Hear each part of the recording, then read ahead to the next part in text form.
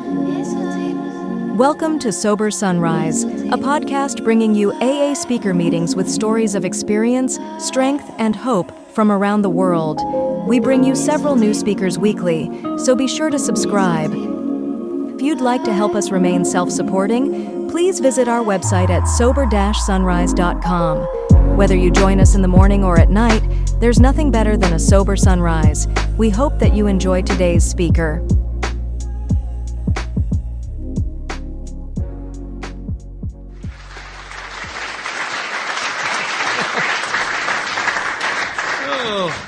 Hi everybody, my name is Tim Heil and I'm an alcoholic.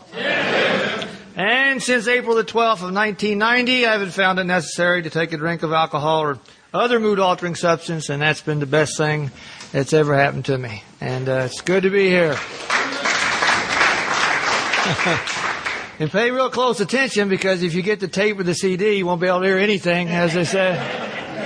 Since it's not recording. No, it's really neat to be here. I appreciate it. What a beautiful, beautiful place to be sober. And I love men's groups. You know, we have one of these back home that started about 6 years ago, and I go to one in Texas called the Texas Man-to-Man Conference. It's every May.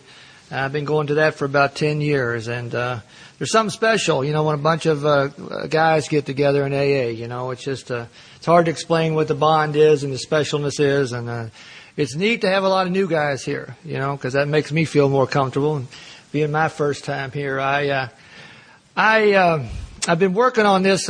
2 weeks ago, I was in Ottawa, got to speak up there, and so I've been working on my A's, you know. So something goes like, "How y'all doing?" Hey, right? Not quite there, but I love Alcoholics Anonymous no matter where I go, and looking forward to getting to meeting all of you this weekend and spending some time and you know, talking about this thing called Alcoholics Anonymous and the program of Alcoholics Anonymous. And I know we got, you know, a lot of new people here, and what I thought I'd do tonight is, you know, tell you my story, because that's all I really have. You know, the really neat part about what we have is that we have a book, and we have a thing called The Steps. But what makes Alcoholics Anonymous what it is that, you know, it started with one alcoholic sharing his story, his experience, strength, and hope with another guy. And, you know, I say this because, you know, we live in an age of great knowledge today about AA, right? We have books to read the book. We have tapes on how to read the big book. We have workshops. We have recovery dynamics. We have all kinds of things.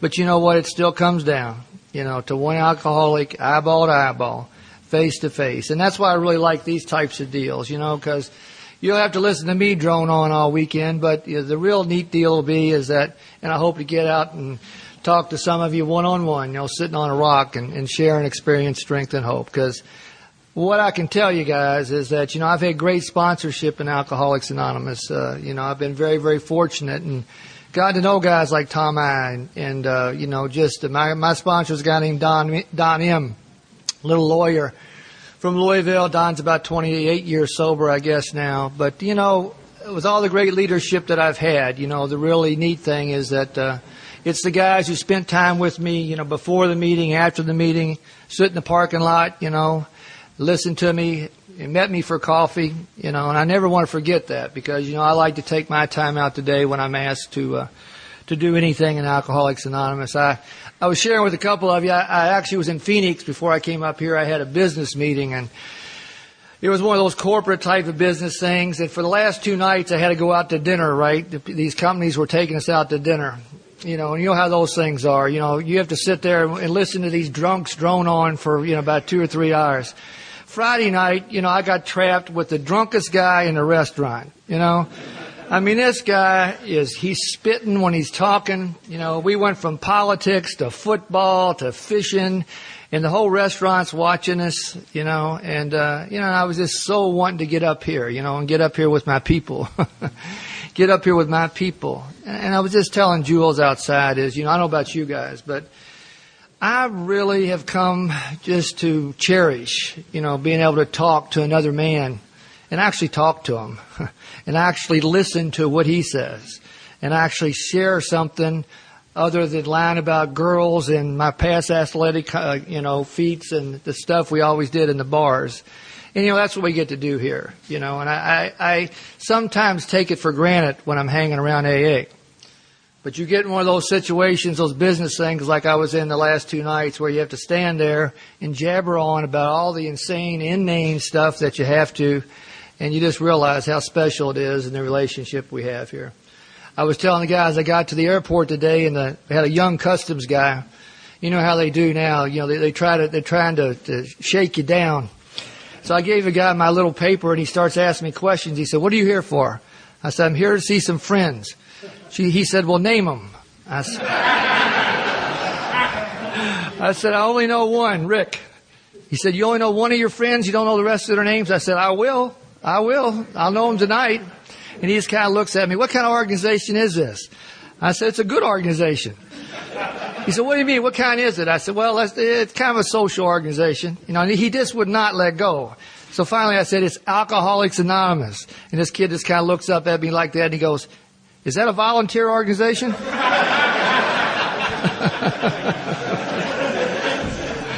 Unbelievable. When he finally handed my stuff and I went on through, Unbelievable. I will say this to you. I love Alcoholics Anonymous. I don't know about you guys, but I grew up in a little bitty world. What I know today about alcoholism is that, our world gets very small. Now, I'm an Irish Catholic from Kentucky, all right? Grew up the oldest of 7 kids. I remember one time I was about 10 years old. My dad says to me one day, he said, "Timmy, here's all you need to know about living is this. Irish Catholic from Kentucky. In football, you pull for Notre Dame. In basketball, you pull for Kentucky. And you vote the straight Democratic ticket. Now, that's it, kid. Get out there and live, And I say that because that's kind of the mindset that I started out with. And by the time I got to Alcoholics Anonymous, April 12th of 1990, that world had gotten even much smaller than that, because it was down to me, nobody else. And if, you didn't want my world, I didn't want you in my world, that's just the way it had gotten to be. And I say that because, today, sometimes I have to pinch myself, and I'm standing in the middle of the woods in Vancouver, Canada. And 2 weeks ago, I was in Ottawa, Canada. And last week, I was in New Mexico. And a guy like me, if you knew how I grew up, just wasn't supposed to go to places like that. And it's all because of Alcoholics Anonymous, and that's one simple thing, And I just love it to death. I was telling some guys, my home group is called the Lambton Street Group, and it's in the inner city down in Louisville. It's in the hood. It is down in the inner city. I got involved down there because my office is not too far from it. But I'll tell you a story. It's one of my favorite AA stories. About 2 years ago, and probably as a result of where my home group is, probably 75-80% of the guys I sponsor are African-American men or black men. It's just the way it is down in the city. And we're around all the halfway houses and the treatment centers. But I don't think a whole lot about it. It's just, the way it is in Alcoholics Anonymous. But a couple of years ago, down around that area, they changed the street from a one-way street to a two-way street. And I was ready to get up on the expressway one day. And I'm only about 3 blocks from my home group now. And keep in mind, but all of a sudden I was getting ready to turn left, and pow, his car hits me in the back. And I get out, and it was this elderly black man and his wife, and they had hit me. They didn't realize it was now a one-way street. And, we're standing there waiting for the police to come, when you have an accident. Well, all of a sudden, here comes 2 guys down this side of the street, both black men. They run over to me. They say, "Hey, Tim, how you doing, man? Are you okay? Are you okay?" I said, "Yeah." I said, "Guys, go ahead. I'm all right." About that time, here come 2 other guys. They were both black men. They ran over to me. "Tim, you okay? Anything we can do for you, partner?" I said, "No, I'm okay, guys. Go ahead." About that time, car came off expressway. 5 guys in there, all black. They stopped the car and said, "Tim, are you hurt? Can we take you to the hospital?" I said, "No, guys, I'm all right. Go ahead." I didn't think anything about it. I turned around, and an elderly black man was standing there. He went, "Who are you anyway?" And what can I tell that guy, How could I explain to him what just happened there, Our book talks about, we are people who normally would not mix. But what grows up amongst us is a fellowship that's indescribably wonderful, And, the deal is, I can go on and on. My sponsor one time sent me to talk down at a Cherokee Indian reservation down in Cherokee, North Carolina. And I was just starting to do this, and, I was all nervous about it. And and one of the things I noticed right away, I was the only non-Native American speaker. I do not look like an Indian. And, 6'4", blonde hair. And I'm a little nervous. I look out there, and there's the chief sitting there, and there's the medicine man sitting there. And, man, I am just nervous as I can be. And the next thing that comes out of my mouth is, hey, guys, you know what? When I was a kid and I used to watch those Cowboys and Indians movies, I pulled for the Indians. I swear I did.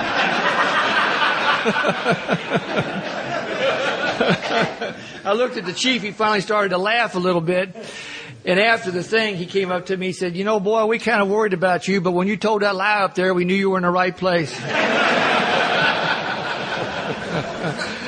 It's just great. I mean, I go on, and the places I've been in Alcoholics Anonymous. I spoke 2 years ago at the Midwest Motorcycle Rally of Alcoholics Anonymous. It was like the Woodstock. It was out in an area like this, and all the guys came on their motorcycles from all over the place, and they had it outside, and it just, sometimes I just, it's interesting when you leave home. People in my office go, "Where are you going?" Well, I go, "Well, I'm going to Vancouver." Why? I mean, they're finally starting to catch on. I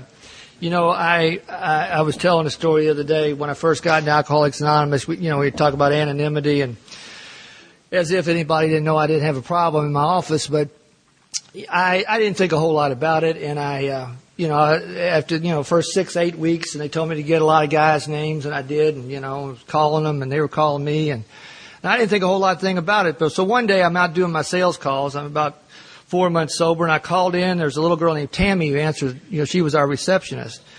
I said, "Tammy, give me my calls." She said, "All right, Tim, here they are." He said, "Joe called, and he said thanks for last night."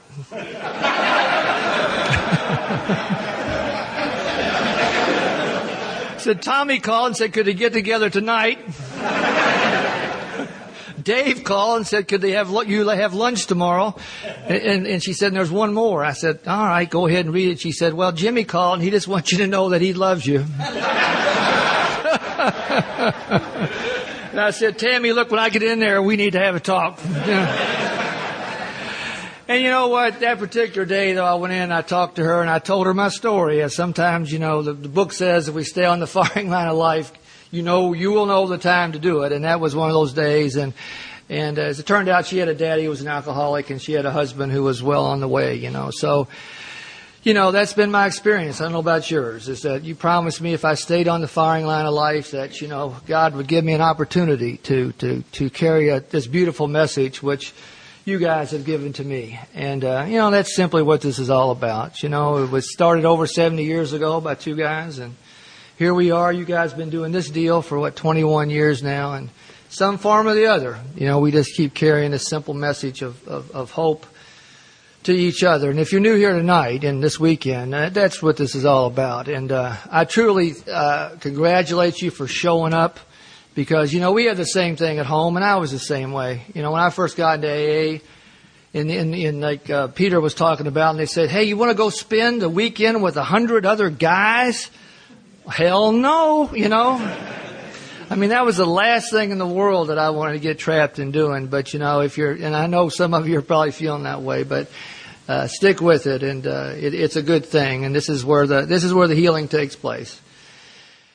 And also if you're new, I need to tell you, when I showed up in AA, for a long time I would sit out there in those chairs and I would listen to the speakers, and I would listen to what the speakers did that I didn't do. I was really all about that, man. I was interested in what you did that I didn't do. And I'd sit there and I'd listen to the speaker and I'd be thinking, well, I did that. I did that. I did not do that. Did not do that. Next night, next speaker, I'd be thinking, did it? I did it. I did.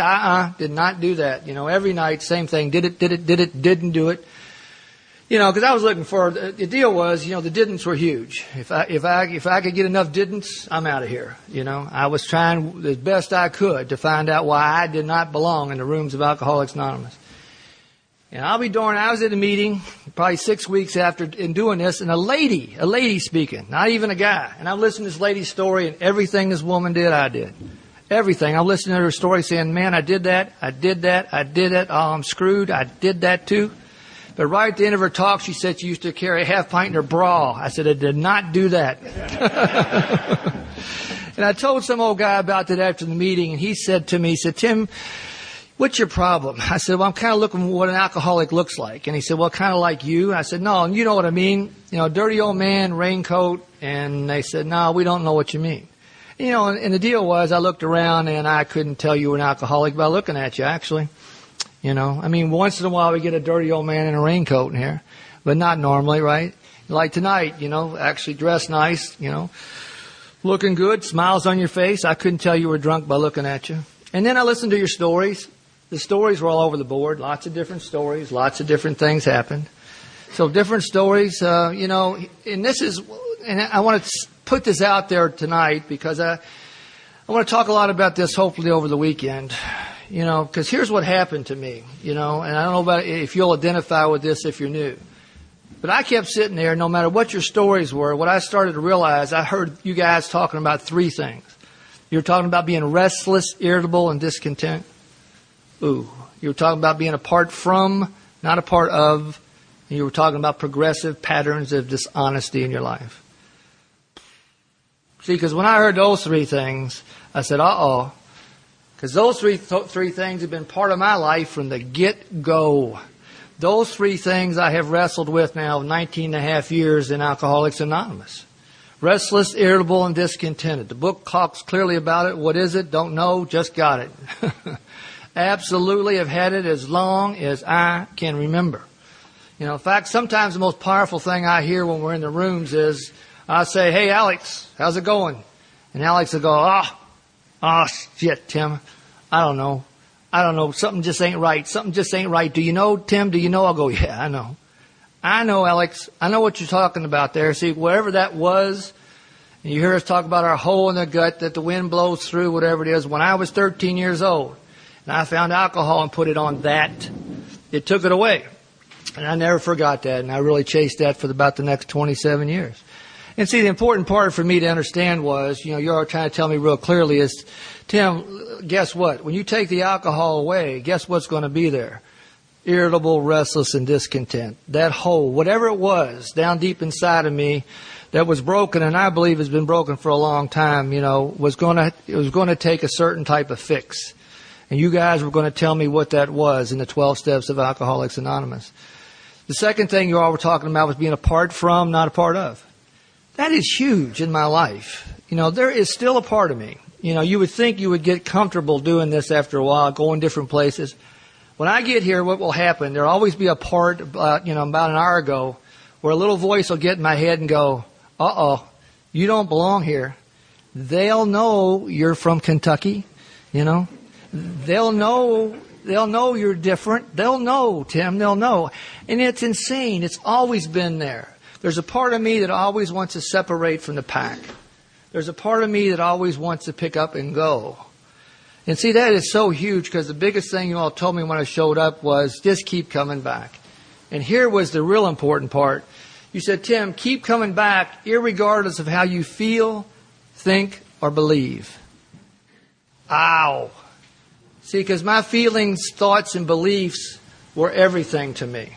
The bottom line was if little Timmy didn't feel good about it, if little Timmy didn't understand it, and if little Timmy didn't think it was going to work for him, then I'm certainly not going to do anything. And you guys said, well, then you're probably going to die.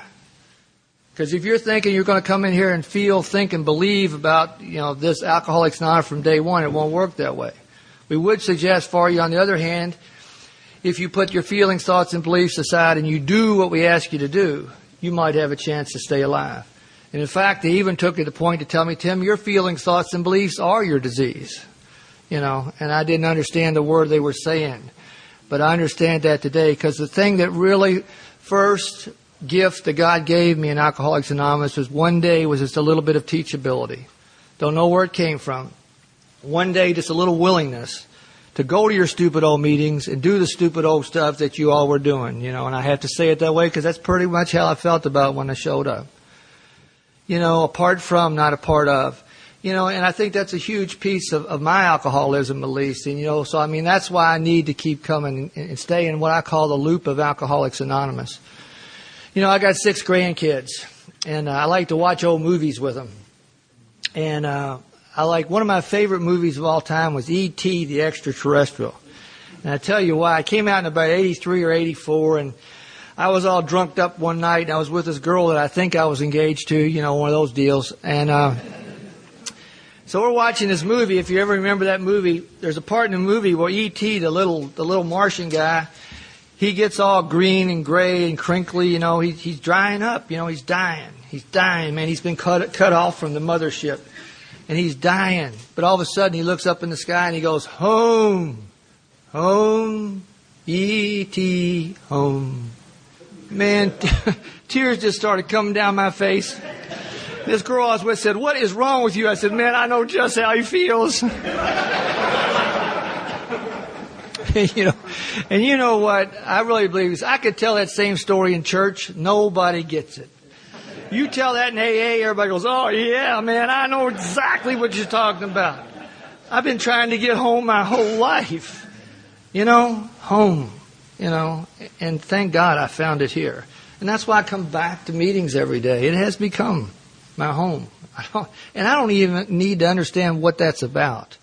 I just know it works. And I was telling Jules a minute ago, I couldn't wait to get out of Phoenix to get home to my people. You know, and I don't have any problem saying that anymore. And the last thing you all were talking about was progressive patterns of dishonesty in your life. And when I heard that, I was like, oh, man. Because what I knew always about myself is I lied when the truth was good enough. I lied when the truth was good enough. When I was a little kid, I was a pretty good athlete. But if I scored 20 points in a game and I came home, you'd say, how many points you score? I'd say 24. You know, got to be on the test. What'd you get? 10 B plus. You know, I mean, I did this from a little kid on, and I can even remember thinking, what's that all about, Tim? And here's what I've come to understand. Tim, why isn't the truth good enough for you? Why isn't the truth good enough for you? And what I know today is, if you're going to be a drunk, if you're going to live the life that we live, truth can't be good enough for you. You have to learn almost immediately that you got to live outside of that. And I did immediately, and I lived outside the truth, you know, till I walked in the doors of Alcoholics Anonymous. And 19.5 years later, once in a while, I stumble across it, you know, since you guys have been helping me. But the truth has got to be good enough. You know, when I say that, I remember I was about 3 months sober. I got back in my house with my family, which was an on and off thing. I was up watching the Late Show with my daughter. She was 13 years old, and it's 1:45 in the morning. And she says, Dad, can I order a pizza? And I said, honey, no, don't do that. Your mom will go nuts. She said, come on, let me. I said, all right, go ahead. 1:15 in the morning, doorbell rings, it's the pizza man. Well, of course, my wife, her mother, comes flying out of the bedroom, screaming at my daughter, going, what are you doing getting a pizza at 1:15 in the morning? My daughter said, well, Dad said I could. My wife said, you say she could? I said, no. And my daughter goes, Dad, you were lying. I go, I know, I do it all the time. So, you know, I say all that to say this, you know, restless, irritable, and discontent, apart from, not a part of, and progressive patterns of dishonesty in my life. So, you know, what I know today, what I didn't know when I showed up here, is you guys were going to give me the package. You were going to give me a solution for all of that. You know, restless, irritable, and discontent. You were going to teach me about hooking up with this power greater than myself that we're going to talk about this weekend. So that I wouldn't, when I was restless, irritable, and discontent, except picking up some drinks or some type of a drug, that I had some other mechanism to deal with that hole in my soul. The second thing, apart from, not a part of, you gave me the fellowship of Alcoholics Anonymous. And all I have to do is drag my raggedy old butt, you know, one day at a time in and hang out with you guys. And I don't have to be happy about it. I don't even have to be smiling about it. You just said, just show up. Just show up and find some little bit of willingness, and maybe you'll have a chance. And of course, the last part was the progressive patterns of dishonesty in my life. You gave me the 12 steps. And you said, Tim, if you learn to practice these 12 steps, you're going to learn that you can live with your truth. And that whatever your truth is, it's good enough. And isn't that what we do in Alcoholics Anonymous? You know, we come in, and sooner or later, we're willing to share with each other, all right, this is what really happened. All right, this is the truth about me. Now, for me, unless you're different from me, it took me a little while to get there. You know, I'm still working at that. But slowly, I'm starting to understand it's okay. Sometimes we take for granted, what goes on in Alcoholics Anonymous, what we do when we do this deal, when we share with each other. Joe McQueenie, a lot of you know Joe and Charlie tapes, and I heard Joe tell a story one time before he died. He said he was at a big AA conference in a hotel somewhere, and he said, he was walking down the hall. He was behind two ladies who worked with the AA conference, but he overheard their conversation. And one lady said to the other lady, well, what do they do in there anyway? And the other lady said, oh, it's awful. It really is. She said, I peeked in there last night. You know what they do? Well, one of them gets up there and says all these awful things about himself, and the rest of them laugh at him. And if you think about it, if somebody off the street walked into here and listened to what we were sharing, they think, what is this all about? But see, the deal is that's where the gift comes from. That's where the healing comes from, is that we're willing to share our woundedness. At any given point in Alcoholics Anonymous, it's the less broken helping the more broken, And I truly believe that. I'm broken. I will always be broken. The good news is, you guys have been willing on your days when you're a little bit better than me to share your experience, strength, and hope. And when I've been having a better day, then I'm able to do that for you, and that's the way it's always going to be for me, and I've accepted that. I'll just tell you very quickly about my drinking. I told you I grew up in that Irish Catholic family. It wasn't if you were going to drink, it was when and how good were you going to do it. I was the oldest of 7 kids, 6 boys and 1 girl. I always think it's interesting. A lot of drinking went on in my family for many generations, and I'll be darned if I wasn't the first alcoholic. Interesting. Because, as far as what I could figure out, though, as a kid, when I looked at my family, we had 2 types of people in my family. We had either nervous people or characters. I don't know if you had any of those in your family. We had a lot of characters. And what I mean by that was, my dad would tell stories. Well, you remember when Uncle Mike came in all drunked up and Uncle Tom was sneaking in through the window and Uncle Mike woke up and he shot him, And they'd all laugh and have another drink, And my dad would say, boy, Uncle Tom, he was a character. And I'd be thinking, Dad, he's a killer. What are you talking about? Lots of characters, lots of nervous people. And I think that what I'm going to say is the truth is, in both sides of my family, people were dying of the disease of alcoholism for generations. They just couldn't call it what it really was. And, and I say that because I'm very grateful that for whatever reason, God on April 12th of 1990 made me willing to call it for the first time what it really was. And as a result of that, I had a chance to start getting better.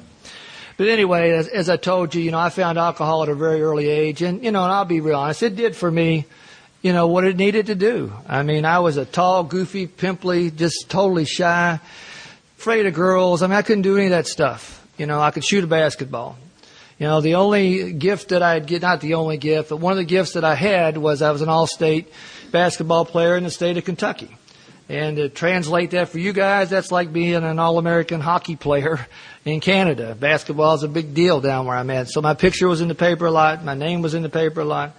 And the only reason I mention that is that was my whole identity.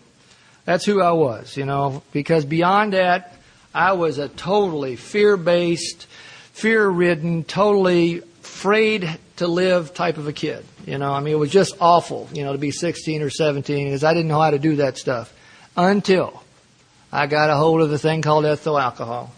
And when I got a hold of it, it was magic. It worked for me. It enabled me immediately to do what I couldn't do, the simple things as talking to girls and dancing and all that. And I just thought, well, you know what?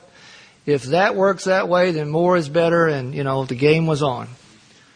And I will say to you from this point forward in my story, and I really think this is the legacy of Alcoholics Anonymous, at least for me, is that alcohol would start to take from me at 17 years old everything that would ever mean anything to me. And I say that because, one of the things I have, I've had 3 kids, I have grandkids, and I think when you get older, I'm 61 years old, you look back on your life, and, and the truth was I had dreams. I had aspirations, I did.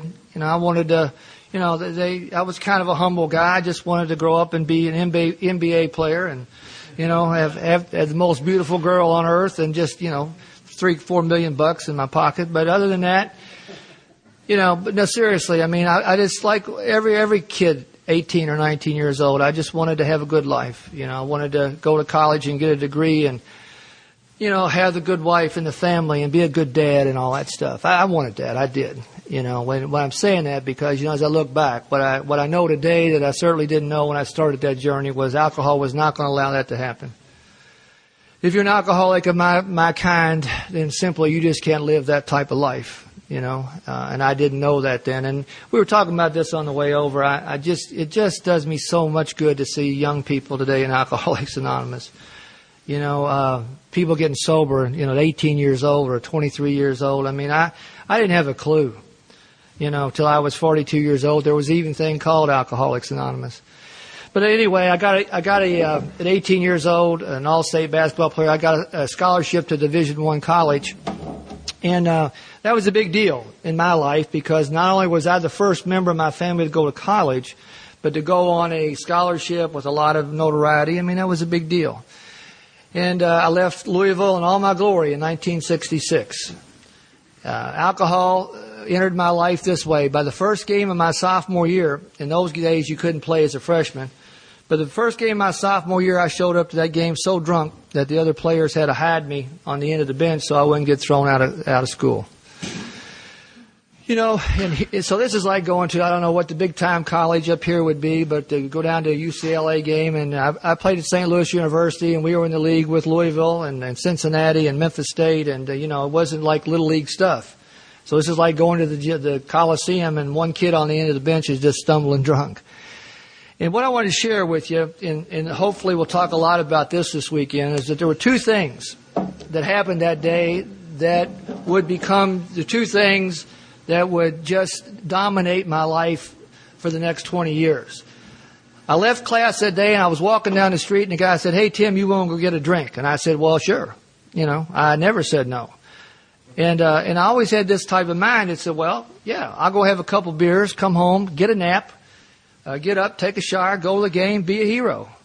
That's what my mind said. I didn't know anything at 18 years old about a physical allergy or mental obsession. I certainly know anything about phenomenon of craving. And if you'd have given me a lie detector test that day, I was going to have 2 beers. Because the basketball, you guys, was the one thing I would have told you. I'm not going to jeopardize that. That's who I am, man. I can't lose that. The other thing was this. The day before, the coach had said who was going to start the game and who were going to be the first 3 substitutes. And I wasn't one of them. And I had this thing that, when my feelings got hurt and I felt discounted, I loved to drink. In fact, this is the way this thing plays out for me the rest of my life. There's a part of me, and the way I like to translate it is, I start noticing, whether I'm on your team or I'm working for you in relationships, I can't help but start noticing that I'm not getting respect that a man of my stature should be getting. It's awful, guys. It has caused me so much trouble. I don't know about you guys. I notice I'm not getting the respect of my stature. It even happens in Alcoholics Anonymous, by the way. I don't know about you guys. I start noticing some days I'm not getting the respect the guy 19 and a half years sober should be getting. You know the good deal about AA? Nobody gives a shit. And that was real important to me when I showed up. You guys said, look, Tim, get this right. If you want what we have, come on in. And if you don't want to do it our way, then how about that meeting down the street? Because, see, I have come to understand, the book clearly says it, that I have a disorder of the ego. It says it very clearly. The core of my problem is selfishness and self-centeredness. Didn't know if I bought that when I first got to Alcoholics Anonymous. And the longer I've been here, I said how so much it is true. And so that's what happened that particular day. One, I didn't understand that once I took that first drink that I wasn't going to stop. And 2, this whole idea of, my self-centeredness saying to me once again, you're not getting what you deserve. And those 2 things, as I'm saying, would just permeate my life up until this day. Today I have some tools to deal with it. Crazy thing happened. This is how my life started to go. And the reason I got drunk is I wasn't going to get in the game anyway. I was the first substitute that the idiot put in, all right? So I'm out there, and this is not good because I'm very drunk. I'm seeing like 3 or 4 baskets up there, and there's like 6 basketballs bouncing around, and I'm about ready to puke. And I'm out there, and about half the people in the crowd know I'm drunk because they were at the same place I was drinking. I was in 2 minutes, you guys. I got 2 shots at the basket, and I swished them both. So not only do I get caught, now I'm like the drunk who made 2 baskets. I'm like the local hero, And of course, I'm going around for the next 2 weeks on campus telling everybody, well, hey, anybody can hit them when you're sober. It takes a real guy to hit one when you're drunk. The truth is that what I'm saying is at 19 years old, the most important thing that I saw in my life at that time now had taken a back seat to alcohol. We had an old guy down around Louisville. He used to always say, the analogy was, alcohol was his friend, was his buddy. He said he used to throw it in the car and he used to ride around and have a great time. He said, and then one day he woke up, he's in the back seat, alcohol was driving, and it was taking him wherever it wanted to go. And that happened to me at 18 years old. Alcohol started to dictate on a daily basis what I did, who I did it with, but most of all, where I ended up on any given day. And what it also did was it started to demand that I go against the morals and the values that my family had given me. Because, if you're broke and you need to drink every day, then you need to do what you need to do. So I got into stealing. I got into taking tests for people because I had some brains when I was sober to make money. My nickname at that college became the Vagabond. There's a great name for a 19-year-old kid, And I got that name because that's how I lived. I might end up at your house, under a tree, wherever the alcohol finished with me that day is kind of where I was done. And I just kind of trooped around for the next 2.5 years doing that. The basketball, as you're probably going to guess, came to an end, right at the end of my sophomore year. I got by with it for a little bit, and it all came to an end. And you know what? When I look back at it, I didn't even care. Because I had found something that just seemed to work much better than that anyway. The whole thing had gotten to be kind of an irritation and a drag, because the alcohol now was my main focus in life. What happened to me, though, you just can't hang around just drinking. And when I was in school there, and it came to 1970, and I had enough credits to graduate. My grades weren't very good, but I had enough credits to graduate. If you can go back to 1970, and a lot of you can, there was only 2 things you can do in 1970. You go to work, you go to war. And I wasn't too interested in either one. I kind of wanted to keep the party going if I could, was my idea. And any of you go back to that time, Vietnam was not anywhere at that time in 1970 that anybody wanted to go. They had a draft lottery, and my lottery number was 6. So I'm going. And I say this because I don't know if you remember any part in your life where you had that thought, well, I better get it going. I better pull myself up by my bootstraps and get something done with my life. And this is the first time that I can remember, facing that fear that, something's going to have to give here, or you're going to be over there shooting them up pretty quick, Tim. And there was only 2 ways you could get out of the draft at that time. You could get married, which I thought that's awful drastic, or you could go to grad school, okay? Or you could have run up here, I guess. I forgot about that option, but anyway, I came up at 22 years old with a plan for my life. Again, I want you to stay with me on this. And if you're really a drunk, you're going to understand it perfectly. If you're not, you won't. But my plan was exactly the way I thought. I said, all right, here's what I'm going to do. I'm going to go take the test to get into law school. I'm going to take the test to get into law school. I'm going to pass that test. I'm going to get into law school. I'm going to graduate from law school. Someday I'll run for Congress and then President of the United States. Now, if you're with me, it's a short trip for me as a drunk, from street drunk to President of the United States. That's just the way I think, And as you probably guessed, I went and took the test, and haven't been a street drunk for really 4 years. I got an awful score on the test, and the law school turned me down. Now, as meager as it may sound to you guys, at that point in my life as I saw it was on the line. And I remember sitting around for days sweating this, thinking, talking to the guys, what should I do? And one day it hits me, Tim, why don't you stop drinking, man? Why don't you stop drinking and study for that test? Because you can pass it. I know you can. You're not stupid.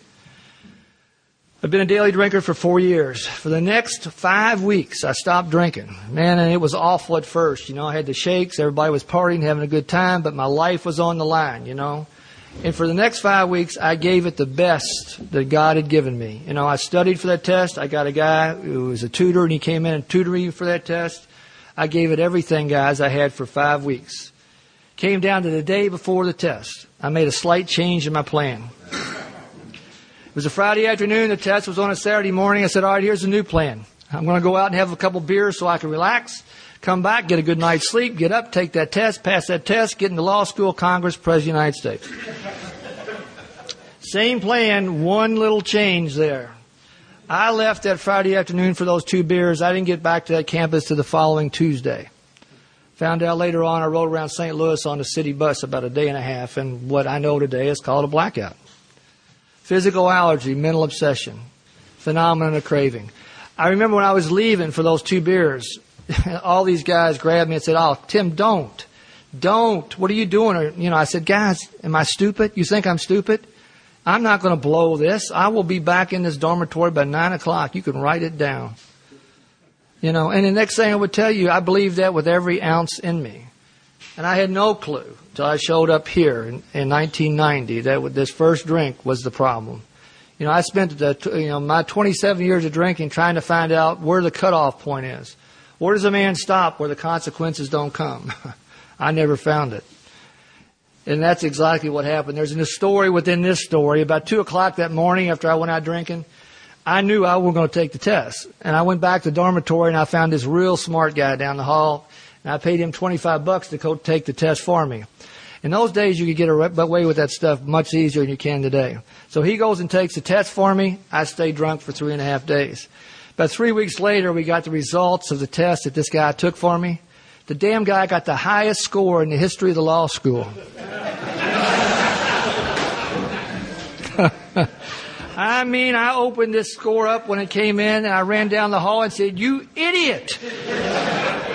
Look what you've done to me now! I think I don't know the numbers. 800 was perfect. He had gotten a 799 on it. I had gotten a 400 on the one I took. Now I got 2 scores in my name, right? 400 and 799. And I think you'll relate to this. We talk about pitiful, incomprehensible demoralization in our book. And here I'm 22 years old now, and I made an appointment to go see the dean of the law school because I'm thinking I better get to them before they get to me. And I made this appointment. I walk in, and the man's sitting there, and he didn't say a word the whole time I was there, and I did the only thing he could do, right? I started to lie. I said, well, Dean, you're probably wondering about the difference in those 2 scores. I said, see, what happened is at the last minute I decided I didn't want to be a lawyer. I let some other guy take the test. How did he do? As if I didn't know. And he was looking at me, and I knew that he knew I was lying. I had been there many times, but you don't have any choice. But what I wanted to share with you guys, I'm 22, and I don't know why I remembered this, but I turned to leave that law office that day, and for one brief moment, I knew the truth. One brief moment, what went through my mind was, Tim, you know the truth, man. It's the booze. The booze took the basketball out of your life for no reason, and it took your opportunity to go to law school because you got the brains, Tim, and you know it. It's the booze, man. It's the alcohol. I don't know why I ever remembered that, It did not last long, I walked outside of that office that day. There were 2 guys that I know. They said, you want to get a drink? I said, yeah. That's 1970. It's going to be 20 years before I showed up in the rooms of Alcoholics Anonymous. I used to say to some old guys around Louisville, hey, how come I didn't get it then? How come I didn't, understand what was happening? They said, Tim, we don't know, but it didn't work that way. This wasn't your time. The good news is, thank God that you're here, and that God gave you the grace and on April 12th of 1990 for that one magic moment, to show up in the rooms of Alcoholics Anonymous. But what I wanted to share with you, and I guess maybe I can say this looking back on my life. I certainly couldn't see it for what it was then. I leave Louisville in 1966 in all my glory, right? Mr. Hero, Mr. All-American. I sneak back into Louisville 4 years later, living a complete lie. Because I had to come back home and I had to tell people, well, I decided I didn't want to be a lawyer. I just thought I'd come on home. I missed everybody. Until I got into AA, the only person who knew the truth was my mom. Thank God for Mom, son. She carried the secret for many, many years till I showed up in AA. But my point is, what I know today more about my disease than I did when I showed up is that what it really takes from us is our dignity. It takes our integrity. It takes our character. It strips you raw of all that stuff. And here I am at 22. Not only am I living my life on a lie, going to try to be an adult now, living a complete lie. I have pretty much lost all the integrity and the confidence of who I thought I could be, and I'm only 4 years into the deal. Interesting thing happened. I came home about to take the draft physical, and I flunked the draft physical on a congenital birth defect. I thought, man, this would have saved me a lot of trouble if I'd have known this, Of course, it never works that way, right? But anyway, I came back into Louisville, and I got into teaching and coaching because that was the only thing that I was qualified to do. And I got a job coaching basketball at an all-boys Catholic high school in Louisville. And my job was I was the dean of students. Now, that's a bad job for a drunk.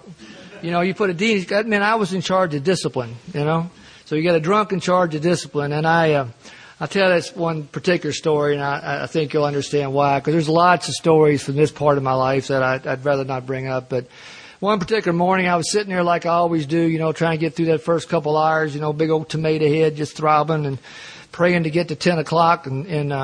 But I'm sitting there at my desk waiting for all the kids to come in who are late, right? Well, this is back in the 70s where all the kids are out in the parking lot hitting a few doobies, to get ready for class and whatnot. And I'm sitting there this one day and all hung over, and I look up and this kid's standing up over me. He's got that long hair he had back in the 70s, and his eyes were all glazed over, you can smell that reefer, and he was just floating over top of my desk like this, really.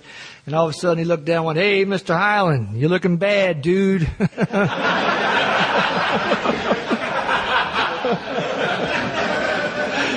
And I think I said something to him like, "Hey, by God, I'm in charge here, and don't you forget that."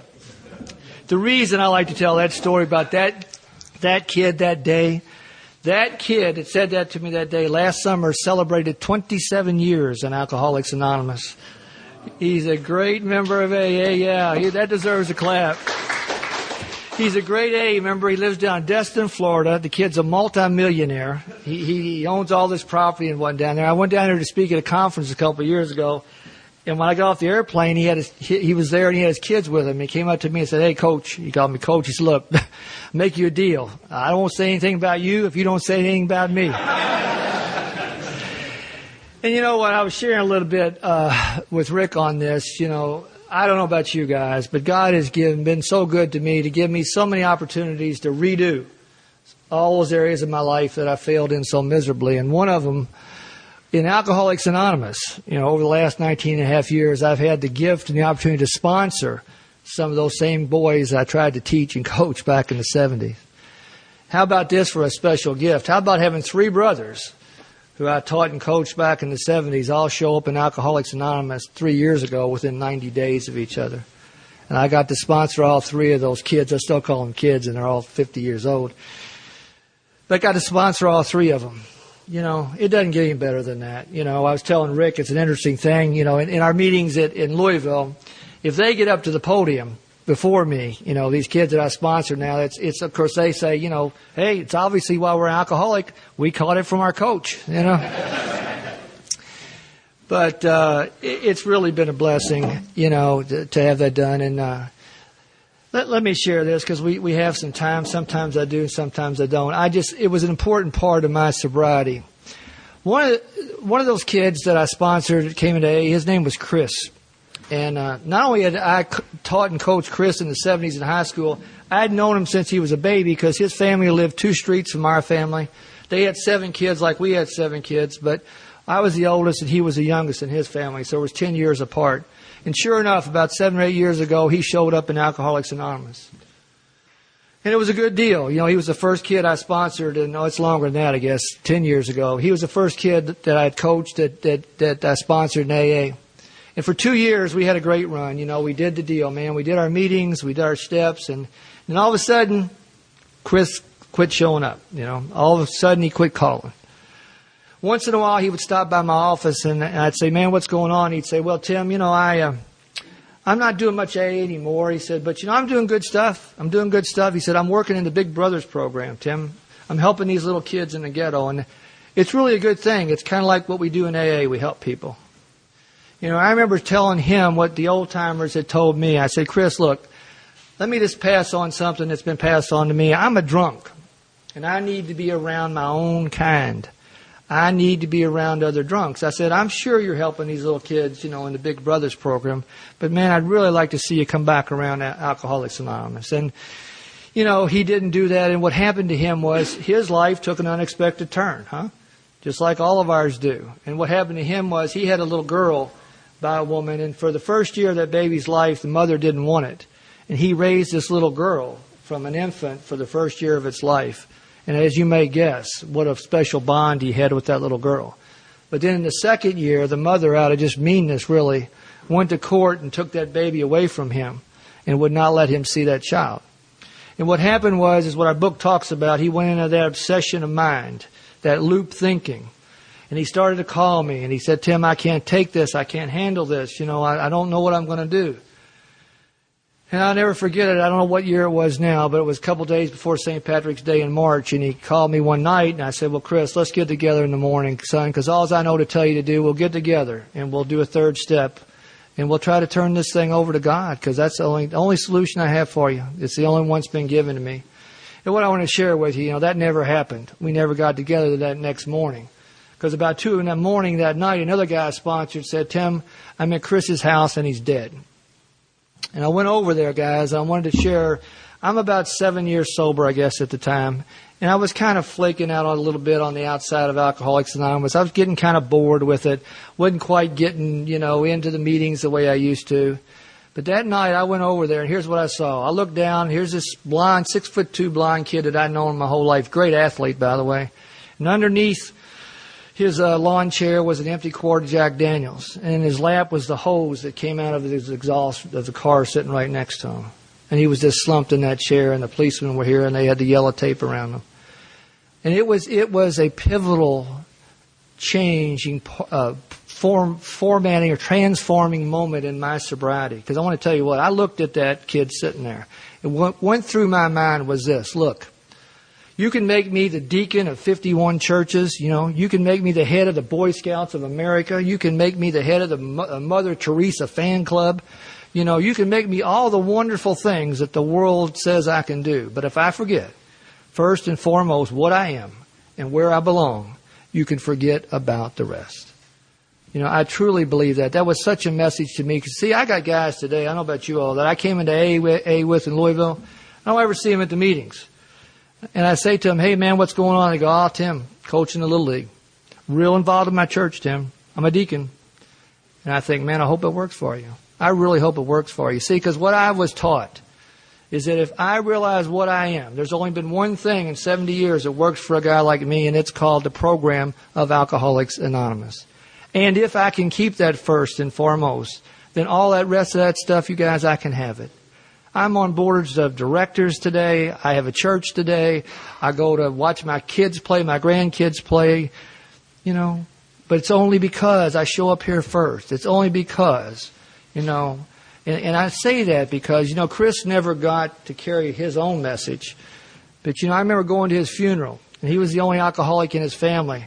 And his mother said to me, and I know her my whole life, she said, here's what she said. She said, Timmy, she said, I don't understand. I said, what don't you understand? She said, I don't understand how a problem in life can get that big where you pick up a quart of whiskey and you take your own life. I don't understand that, Tim. You know what? And I looked in her eyes and I realized she didn't understand at all. But I'll tell you what, I did.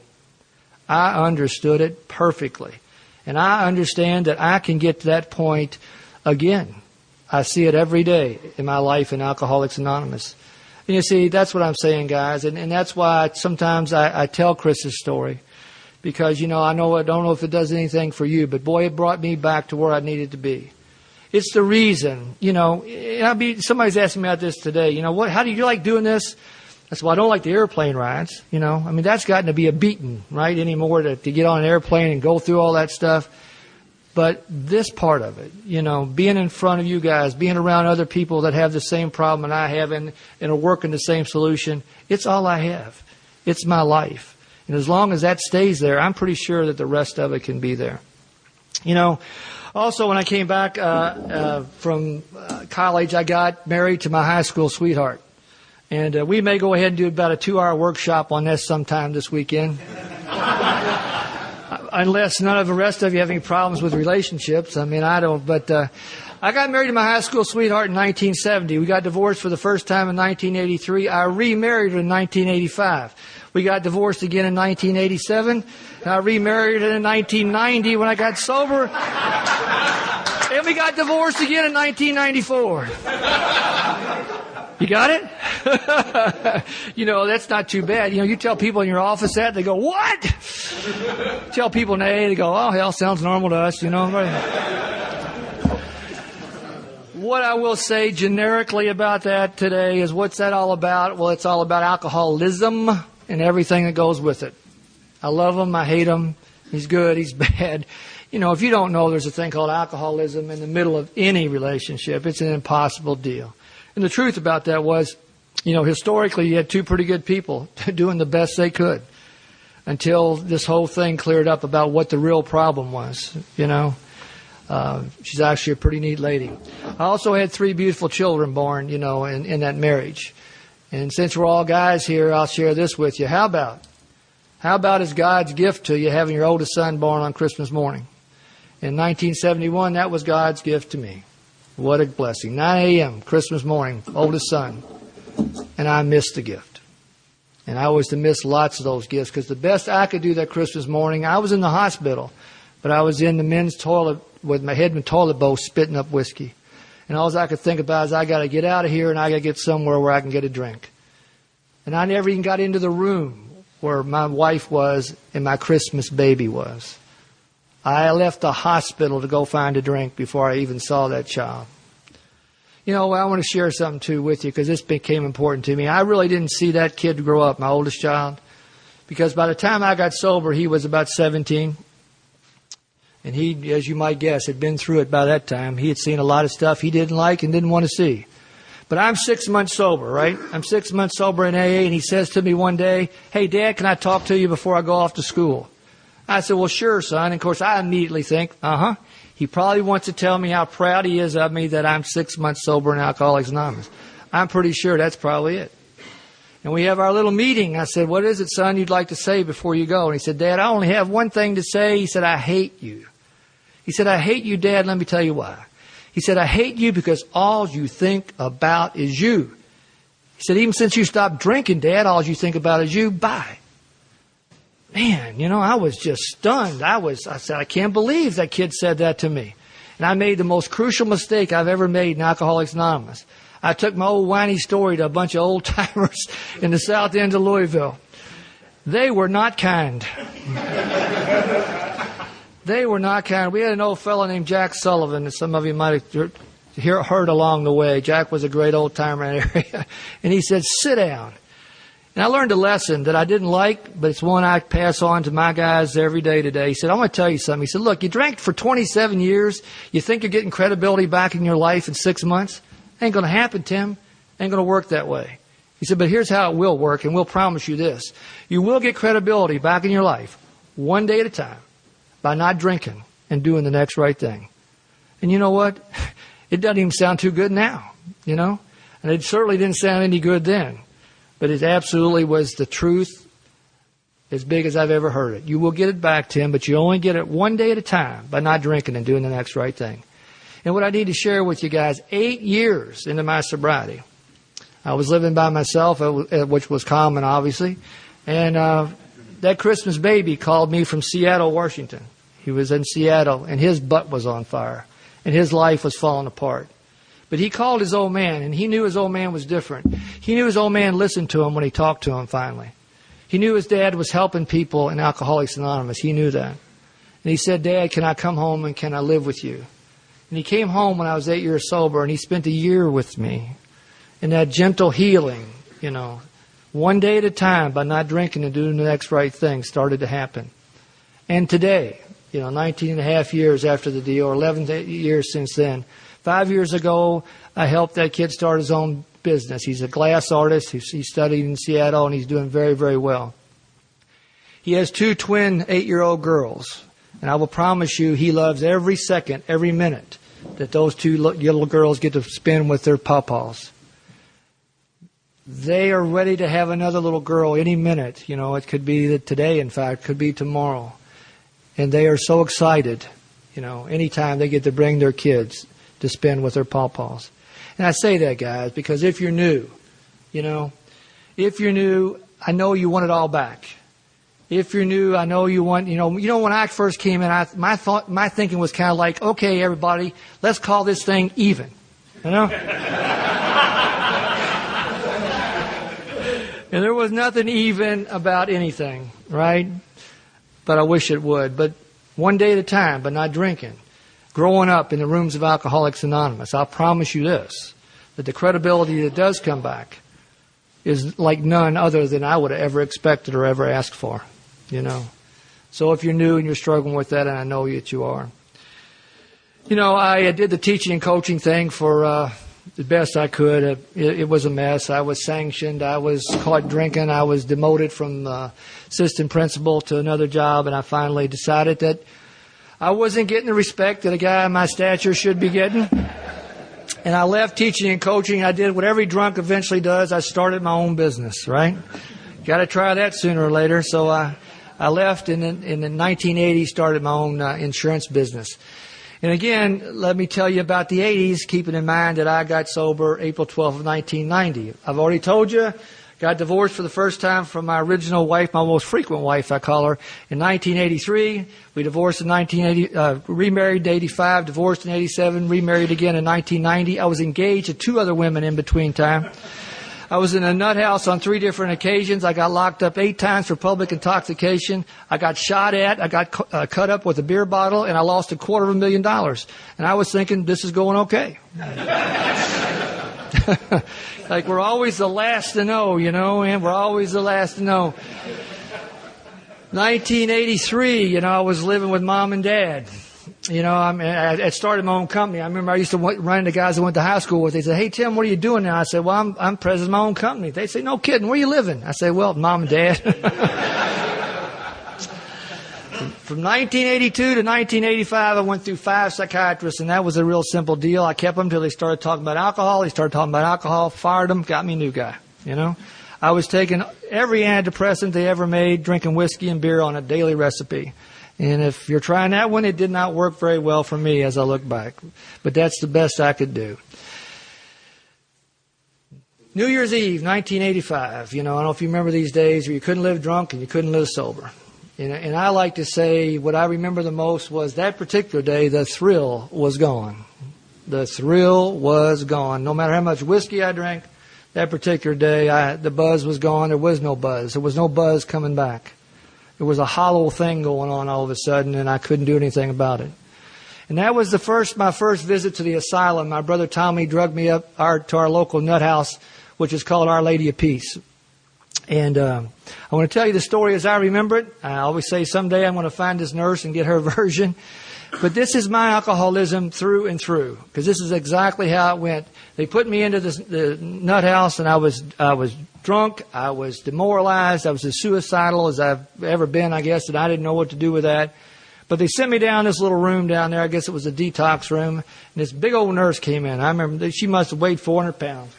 And she sat down next to me, and she looked at me, and she said, "Well, honey, tell me about it. Honey, tell me about it." I said, "All right, I will." I said, "You know, in 1983, a couple years ago, my first wife threw me out for no reason that I can think of. And then I got engaged to this other woman, and she took off with the ring before I even paid for it, you know. And, oh, yeah, you know, I'm working with idiots. You know, I have to do everything in my work. They don't do anything. Oh, yeah, and did I tell you my dad went to prison when I was 10 years old? And all of a sudden, I found myself just wrapping all this stuff. I didn't know where it was coming from. I did notice I was starting to feel better as I was talking. Looked at the nurse after a while. She didn't look too good, you know. Maybe I'm there an hour and a half, 2 hours. I don't know. But she looked me right in the eye and she said, "Well, honey, you certainly have a right to feel the way you do." I went, "God, you are so right, lady. What was I thinking of? If people had messed over you like they messed over me, by God, you'd drink and be depressed too." I'm telling you the truth, guys. I hadn't been there 2 hours and I was cured. You know, I spent the next 28 days in the hospital kind of trying to help everybody else, you know. I thought they made me head of the stress class. I got a blue ribbon for the best ceramic and the shop thing. It was nuts. See, because what had happened was I had momentarily forgot that it wasn't me at all. It was you guys. It had always been you. That's what I had momentarily forgot. This is honestly. You talk about insanity. About halfway through that trip at the asylum, I was walking down the hall one day, and the nurse says, would you like to pass out tonight? I must have thought she said, you want to pass out tonight? I said, what? She said, yeah, you're doing good. If you want to go out for a couple hours, as long as you're back by curfew, it'll be all right. I said, that's great. I call my best buddy. He picks me up. We go right to the watering hole, Slam down 6-8 beers, get a couple shots of whiskey. Got a big old bottle of wine sitting up there on the table drinking it. I'm telling about all the people I'm helping back to the hospital.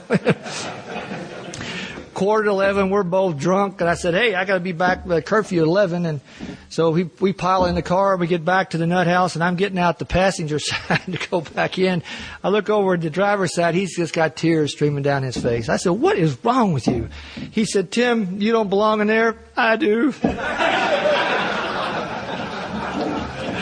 Oh, man. And I think I said something like, you know what, I think you're right, and when I get out of here, I'll help you. That's 1980. That's 1985. It was 5 years before I was going to get to the rooms of Alcoholics Anonymous. And you know what I did, guys?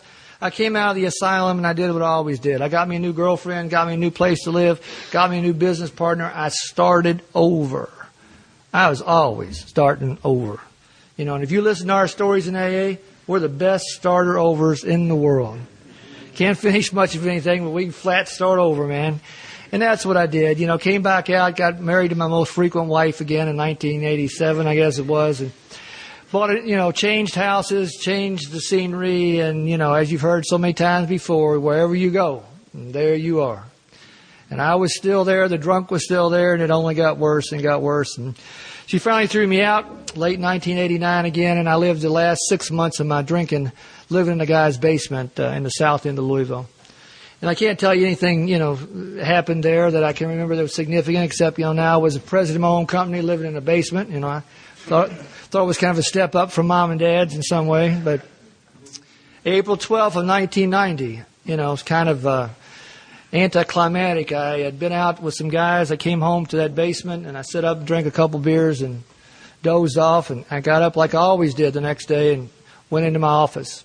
April 12th of 1990. And I'm in a business, guys, where the phone rings constantly. People are in and out of my office constantly. It's that type of business. April 12th of 1990, I sat down there about 7:30, 7:45, and I did not move a muscle, till almost till noon, 12. The phone never rang one time. Nobody ever came in the office that day. And I never moved a muscle. And the book talks about that moment of clarity. That book talks about it, and I guess that's what went on. Because the only sensation I had was, it's over, it's over, it's over, Tim, and you know what the problem is. Now, I reached in my desk drawer, and I found a directory of the meetings of Alcoholics Anonymous that a guy had given me like 2.5 years before. It was right there at my right hand that whole time. And I picked it up that day, and for whatever reason, because I didn't know what else to do, I went to a meeting of Alcoholics Anonymous that day at 3 o'clock in the afternoon, 19.5 years ago. And what I want to share with you is that, over the last 19.5 years, I've, in all honesty, I've laughed sometimes so hard in my sobriety I thought my gut was going to split. But I've also probably cried as hard or more deeply than I ever thought I could. I have felt sadness more acutely than I ever thought was possible. And the thing is that, when I got to Alcoholics Anonymous, I was kind of really hoping that, sobriety was going to be the absence of problems in my life. You guys said, no, Tim, that's not what it's about, buddy. And thank God. What you did say was, here's the hit, Tim. Being sober is that you get to do life and everything that goes with it. And what rang a bell with me was, back in my day, my wife used to say this to me. She used to say to me, and used to make me so mad, she'd say, Tim, you're not even here when you're here. I said, what do you mean I'm here? She said, no, you're not.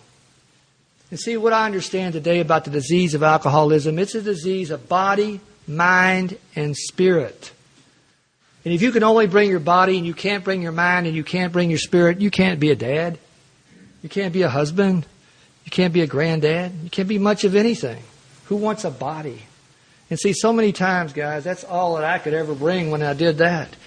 See, I didn't understand the spiritual malady of alcoholism. I didn't understand the obsession. And the obsession was this. Either I was drinking, I was thinking about drinking, or I was thinking about me. You know, that's who I was. And you know what? If that's your deal, you pretty much are cut off from life. You pretty much can't be much of anything. I just didn't know that. But the greatest gift you've given me, you said, Tim, here's the good thing about sobriety. You get to be a part of life, body, mind, and spirit. And thank God for that. In the last 19 and a half years, you know, I've had that one kid who killed himself. I had a guy that I sponsored got shot down in the streets of Louisville about 3 years ago. I was 8 years sober. I've lost my mom. I've lost my dad. You know, I've had another divorce in sobriety. You know, life continues on. The good news is, most of the time, I've been able to show up in body and mind and spirit. And that was the promise that you gave me. And that's what recovery and that's what sobriety has done to me. And let me tell you what that gift is. That means a guy like me can set up in a treehouse with his three little 8-year-old grandkids for 2 and 3 hours at a time. And a guy like me didn't do that. See, because I couldn't, because my mind needed to be somewhere else. I can sit on the floor and play trucks with my 4-year-old grandson for hours. And you have to understand, guys, a guy like me just couldn't do that. And see, that's the gift. That's the gift, is I get to be a part of things finally. I don't know about you guys. I didn't even realize I wasn't. I didn't even realize that life was going on without Tim Highland most of the time. And I say that to you because our book very clearly says it. You know, and what you realize, and we're going to talk about this weekend, is this: when we stop drinking, is just the beginning of clearing up this thing called alcoholism, which is a spiritual malady that scars and mars the spirit. Okay? And we need to learn, as the book talks about, to move out of this crazy thing called our mind, where the problem centers, to our heart, you know, and learn to participate and speak in the language of Alcoholics Anonymous, which is the language of the heart.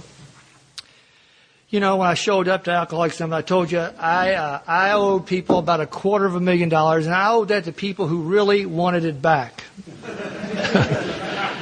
They really did, and they really bothered me about it a lot, which I thought was not very nice. You know, you're trying to get sober, and people are bothering you all the time about this. And I'm going to tell you this story because this will also, you're going to hear it over and over this weekend, because it's become the pivot for my sobriety.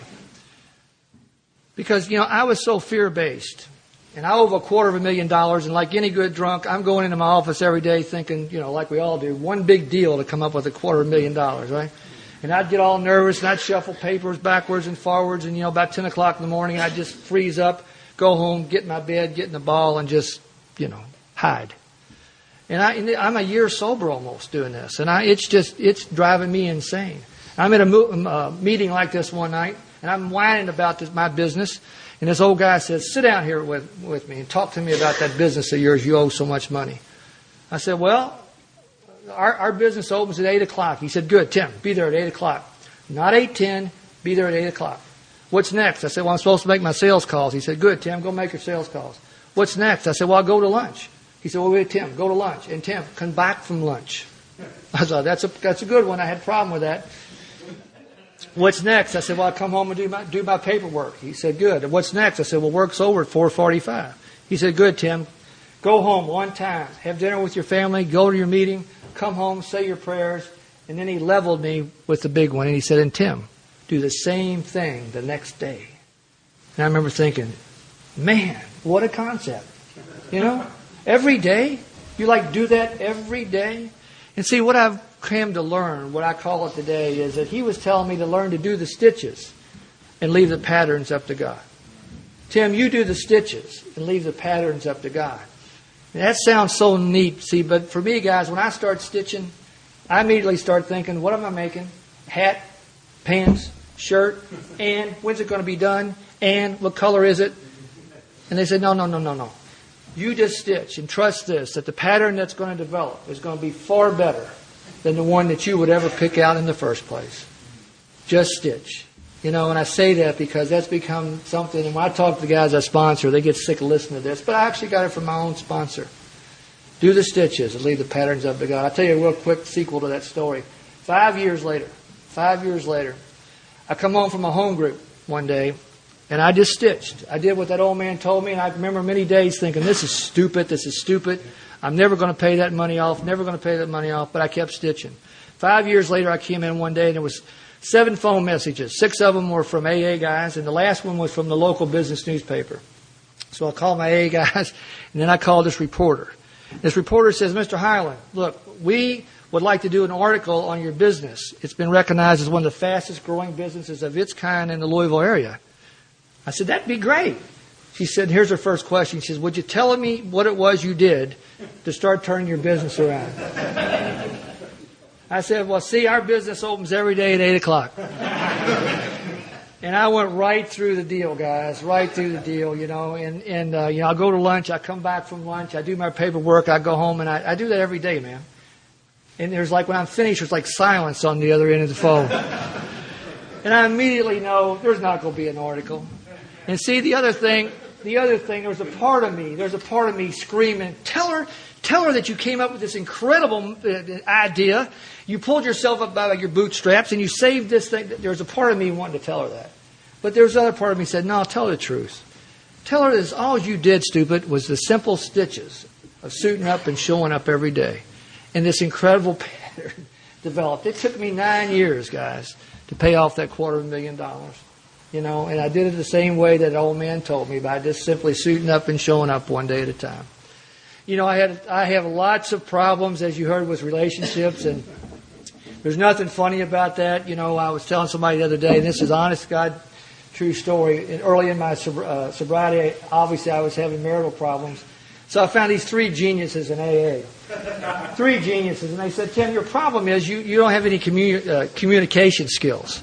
He said, you basically came into AA with survival skills, and there's only 2, fight or flee, which is basically, screw you, I'm out of here, right? That's the translation.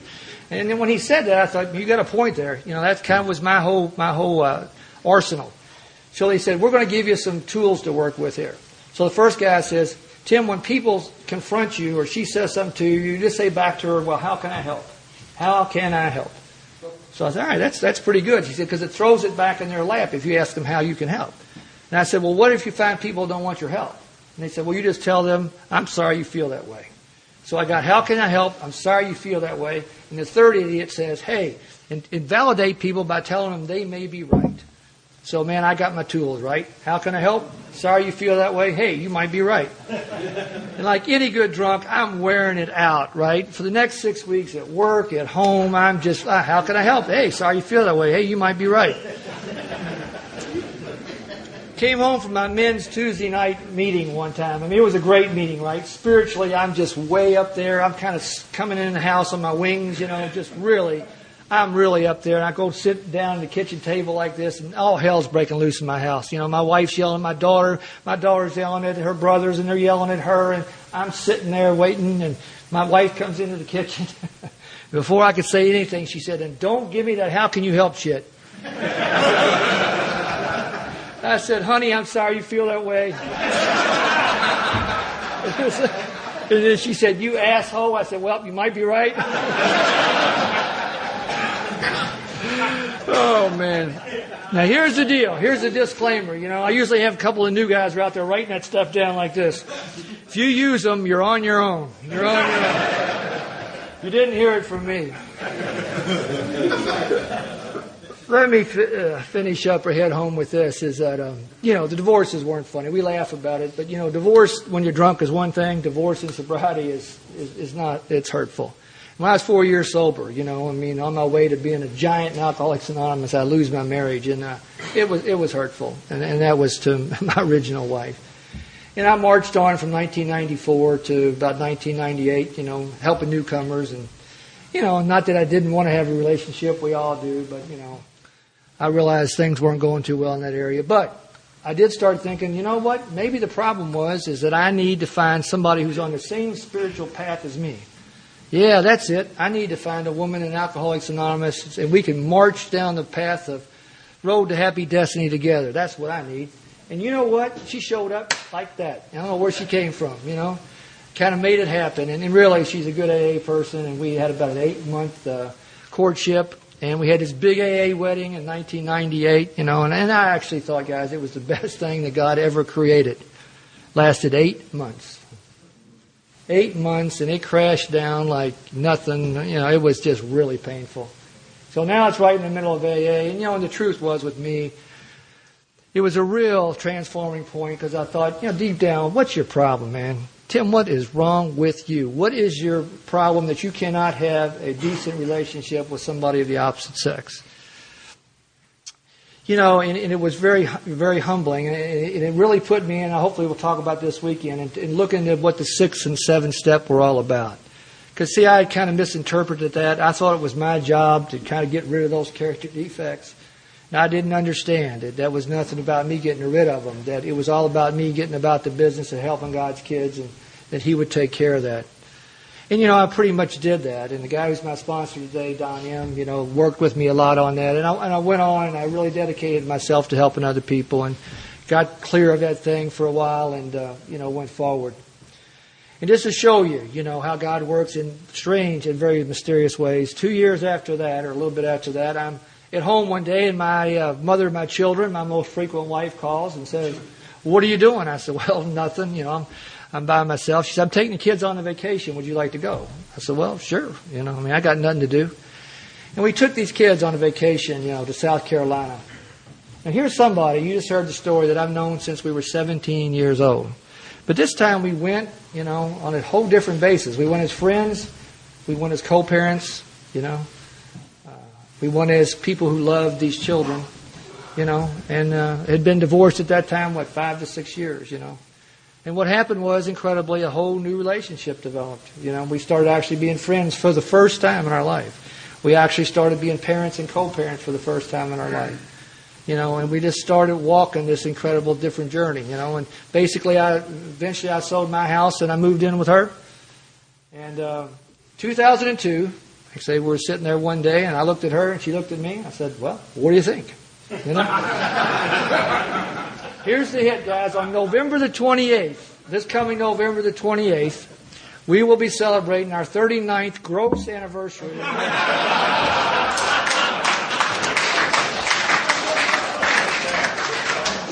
Don't ask me what the net is. I have no idea. And you know what? It's totally incredible. The life we have today. She's become my best friend. She's become my best buddy. We walk together every day. She comes on trips with me quite a bit today. And I remember saying to my sponsor, "Is this pretty insane?" He goes, "Well, yeah, it's pretty insane." But he said this. He said, "Tim, maybe. If our book is about anything, if the steps are about anything, they're about transformation. Transformation. You know what transformation is? You don't know when it's going to happen, you don't know how it's going to look, and you don't know who's going to be involved with it. Because you know what? God transforms. We don't. We don't. We plant the seed, we water it, God grows it. Right? And I have to believe that's what's happened. I have to believe, because you heard what you just heard. I have to believe some days when, she hasn't changed in many ways than when I knew her, many years ago.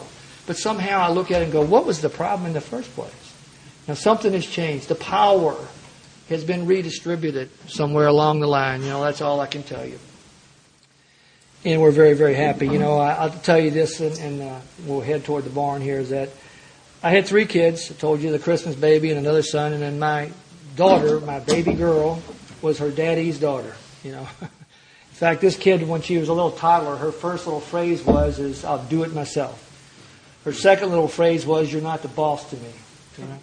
So I knew she was going to be the one, and she was. She was a Hellcat, and she was just like me, and she drank just like me, and just drove her mother insane. And she, about 7, 8 years ago now, left Louisville. Very talented girl, just beautiful, tall, blonde, blue-eyed. She's an artist, and just was a great athlete. And but boy, she liked to drink. And she left Louisville and she went to Chicago to the Art Institute there, and went on a run from there to Los Angeles. And guys, about 7.5 years ago, I guess it is now, she came back to Louisville to visit. And here's what I saw. I saw my baby girl, and her eyes were all caved in, her cheeks were caved in, her teeth were falling out. You could almost count her ribs. She was living in her car in the streets of Los Angeles, and she was living strictly on a liquid diet. And of course, when she was home to visit us, she's like, nothing's wrong. and I knew what was happening. I knew she was dying of the disease of alcoholism. And she left and she went back to L.A., and I waited, as many of us have to do, for that call. Because I knew one day there was going to be a call one way or the other. And about 7.5 years ago, I got that call, and it was her. And she was alive, but barely. And she said, "Daddy, I need help. And what can I do?" And here's what I wanted to share with you guys. By that time, I'm 12 years sober in AA. I'm sponsoring all kinds of guys at home. I'm speaking, out a lot. And, if you bring me anybody, I know what we're going to do, right? We're going to get together. We're going to get on our knees and do the third step. I want to tell you something. All of a sudden, when it's your baby girl, and she's 2,000 miles away, and you can't get your hand on her, I want to tell you what went through my head. All of a sudden was, "Hey, Tim, what do you think about A&A now, buddy? What do you think about these 12 steps now, buddy? What about this God of your understanding now, buddy? Is it good enough for her?" And I need to be honest with you guys. There was one part of me that was so strong I wanted to get on an airplane and go out there and bring my child home. But there was another part that came from somewhere. And what I said to her was, "Honey, here's a man's name in Los Angeles in Alcoholics Anonymous. I hope you'll call him." And I hung up that phone, you guys. I want to tell you, I cried like a baby for an hour. Because I thought, it's 50-50 here, whether I'm going to go bring her home in a box or she'll make that call. But here's what I also wanted to tell you, is what I also knew I had told her the truth. I only have one thing to give. And it's the same thing that Bill gave to Bob. It's the same thing that my sponsor gave to me. I don't have anything else. It's the only thing that I know that's worked for people like me and like you for 70 years. I don't have anything else to give. I don't care if it's my child or not my child. I did know that. And it was a tremendous, point of surrender for me in my program. I can't tell you. But, the good news I need to tell you this. Last July, her mother and I got on an airplane, and we went out to Los Angeles, California to help her take her 7-year cake.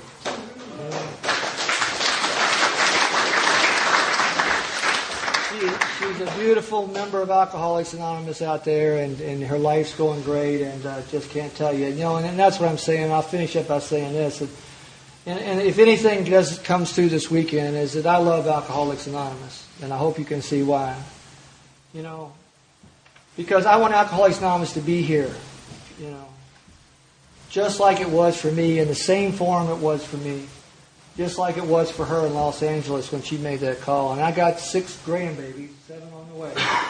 And I've already picked out 2 of those little suckers, that looks like they might be the one. But if they are, I want the rooms of Alcoholics Anonymous to be here, and I want the principles of Alcoholics Anonymous to be in place the same way they've been in place here. And so, I really look forward to being here this weekend with you guys. We'll try to talk about the steps a little bit, and and I'll just say this: I don't know anything. You just heard. You were probably saying, "Boy, that guy's story. I think I'm going to go on home." But I don't have anything that I know. I can share with you what my experiences have been and what other people have shared with me in Alcoholics Anonymous. And I look forward to doing that this weekend. And keep a close eye on me, because if you see me kind of wandering around down there by the lake with that goofy look in my face, just come down. And what's happening is I'm probably starting to notice I'm not getting respect to the man of my stature. Love you guys. See you later. Good morning, everybody. Good to be here. Good to be here. I don't care about the snoring too much, but those bears, that was another question, that's for sure.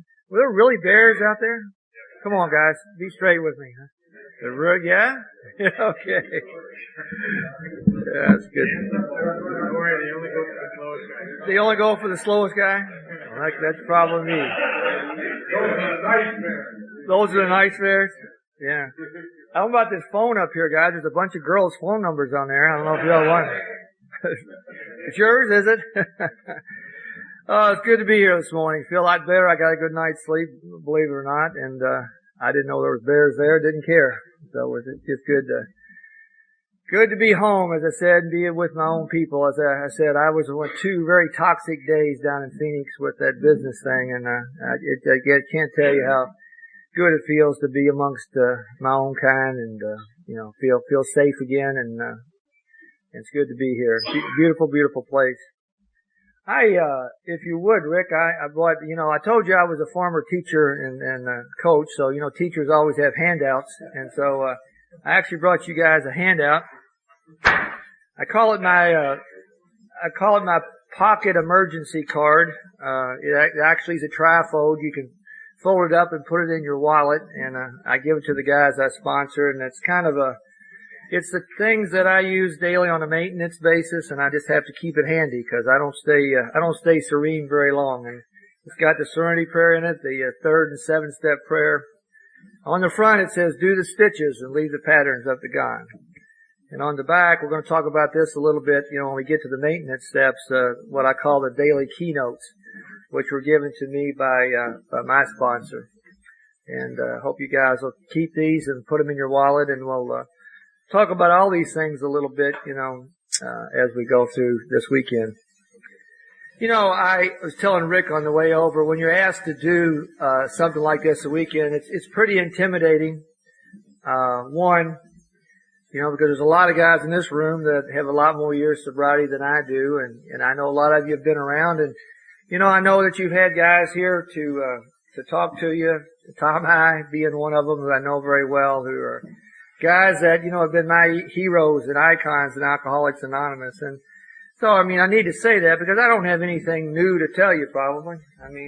I know you guys know the big book of Alcoholics Anonymous, most of you, a lot of you, if you've been around backwards and forwards. And as I said last night, all I can really ever do, and what I'm asked to do, is carry my own experience, strength, and hope. And I really, maybe a little bit of a comment on that as we start out. I don't know about up here, but down in our area, what's happened, as I kind of alluded to last night, is we've gotten so smart, in Alcoholics Anonymous. We've gotten real educated. And sometimes I wonder how those old guys that had to get sober way back in the day ever got sober, because they didn't, back in the day, as you well know, they really didn't study the big book. That really didn't come back into vogue, I think, until about the 70s. And, they certainly didn't have all the stuff that we have today in terms of how to study the big book and, workshops on, all the steps. Those poor old suckers, they just had to stay sober by helping each other, and I love, we were talking last night about the old guys and guys that are 40 years and more. I love to be around them because all they'll ever talk about is, on Monday night they told me to be out on the curb and Jack and Joe were going to pick me up, and Tuesday night they told me to be out in front of the house and 3 or 4 other guys are going to pick me up, and that's the way they did AA. All they knew is that they had to stay into action and they had to help each other. And I say that because, somewhat, as we've gone on with this, we can't help but get cerebral about it, right? And down around our place, we've got people who are teaching the steps. We've got a lot of people who are preaching about the steps. And if anything this weekend, the thing that I would like to do is talk about a step use. Because all I can really tell you is they were given to me to use. And over the last 19 and a half years, when I've chosen to follow them and use them, my life's been pretty good. And when I've chosen not to follow them and use them, my life has not been very good. And so this is going to be a step use weekend in terms of talking about the steps, because that's the way I was brought up in Alcoholics Anonymous. And, I'm not going to be very complicated about this. For those of you who came to, get some really new and insights about this whole thing, you're not going to get them from me, Probably what you're going to hear from me is the same old, because, the good part about this thing for me is that it's only complicated, if I let my mind make it, and I do. But the bottom line about the program of Alcoholics Anonymous is it's a real simple deal, and thank God for that, thank God for that. I like to stay pretty much with the literature. I like to stay pretty much with the book. However, I was listening last night. I love to listen. I was so tired last night I could not keep my eyes open. But I wanted to stay for that meeting and listen to you guys. Because, we talk a lot in Alcoholics Anonymous. I had this thought one time. Think about this. Wonder if one day God turned the sound off in Alcoholics Anonymous. One day He turns the sound off. Now my question would be, would it still work? Think about that. Can't hear you. You can't hear me. Could Alcoholics Anonymous still work? And I thought about it. I said, yeah, I think it could still work. You know why? Because I would watch you, see? And I would watch you guys standing around, talking to each other. I would watch you, example, after the meeting, cleaning up everything. I would watch one guy, pull another guy off to the side and spend his time talking with that guy. When I'm at home, I watch people take somebody in their car and drive them all the way across town after the meeting. See, if I could just watch you, Alcoholics Anonymous would work for me. And see, that's a real important message to me. Because see, it is all about what I do and not what I say. It's all about what I do and not what I think. And that's really good news. That's really good news for a guy like me, because I had a really screwy mind, and I still do, and I don't think the way that I should think most of the time. And as I said last night, I get caught up in my own feelings and thoughts and beliefs. And you guys said, hey, we don't care. Are you willing to act in the way that we suggest that you act? If you are, then you're going to be okay, Tim. You might be crazy as hell most of the time, but you're going to be okay. But anyway, I was listening to some of you guys share last night, and, Derek, I don't know where you are, especially you, and the spot that you were in, right now, after being around. And what he was sharing was that he came in and he had that initial, pink cloud, and boy, this is a good deal, and I'm all on fire. And then all of a sudden he ran into that gray spot where everything just grays out. And I need to tell you that if anything this weekend is going to be about, it's about how the steps have been so important to drag me through all those gray areas in my life when they popped up. Because you see, although the book said very clearly that I will be rocketed to a fourth dimension of living, and I have been, I just don't stay there very long. I just don't stay, Derek, in that fourth dimension all the time. And but isn't that the truth? And I want to give you a couple of visuals here that have helped me, and these has nothing to do with Alcoholics Anonymous. There's a guy that I listen to. He's actually a Catholic priest, and his name's Richard Rohr. He's a Franciscan priest, and he's not alcoholic, but he's been fascinated by the 12 steps in Alcoholics Anonymous. He's a spiritual lecturer, and he actually has done a couple tapes on the 12 steps. And what Rohr actually says, he says that he believes that the 12 steps of Alcoholics Anonymous will be the, American contribution to spirituality. And when history looks back on our era, that the 12 steps of Alcoholics Anonymous will be looked at as the significant, most profound spiritual, things introduced into this century. And, and to that end, what he has a set of tapes that he put out. And he starts it off with this poem, and I don't know the poem, but the essence of the poem was this. He said a man built his house by the ocean. And for a long, long time, he existed in exact harmony with the ocean. And he would watch the ocean every morning, and it was so beautiful, and he'd listen to the ocean. And they went on in this relationship for a long time, but then one day, Derek, the ocean washed up across his home and completely submerged that house underwater.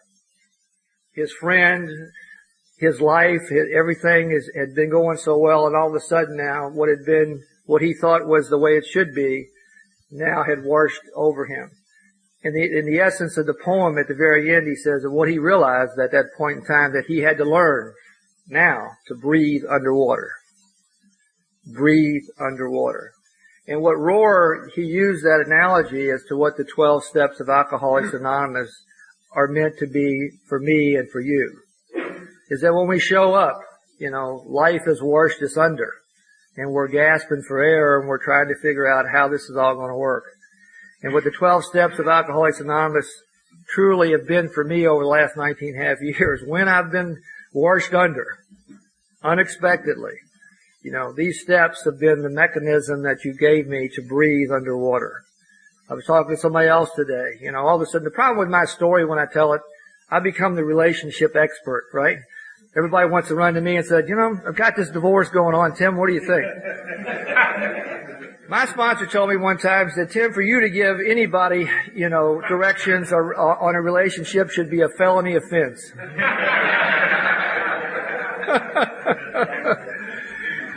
But my point is that, isn't this true? Isn't it true that the journey in sobriety, it's very clear, is sooner or later, for all of us, going to be about learning to breathe underwater. And sometimes we pop out, and everything is great and sunny and sun shining, and we just love that. But the reality is we don't stay there. The reality is sooner or later, that ocean is going to wash over us, whether we like it or not. And so I say that for this weekend, whatever you got going on, if you're sitting there and you feel like you're underwater a little bit, then hopefully this weekend we can talk about, I don't know that I can get you out of the water.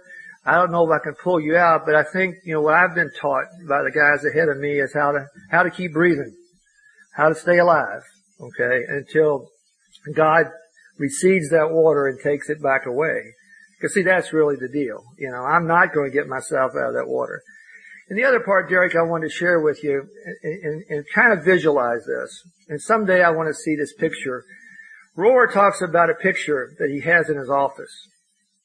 He said the picture's of a man, and the man is stretched out like this, and on one hand there's an old rusty chain with a big old black dog on it.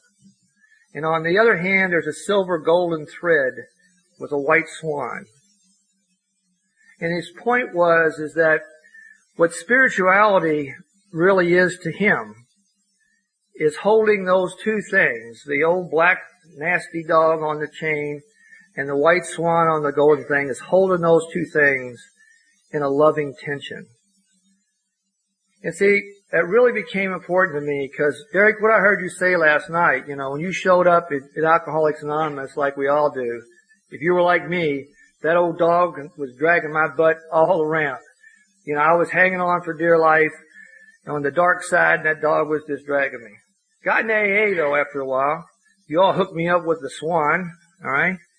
And I'll be darned if the swan didn't take off, and I was just floating all around for a long time, me and the swan, looking down on you people, all right? And you see, what he's saying is, neither one of those in the program of Alcoholics Anonymous is where we want to end up. On the best days that I have, is that I've got the old dog, and I know he's still there. He ain't going away. And I've got my swan, the beautiful swan.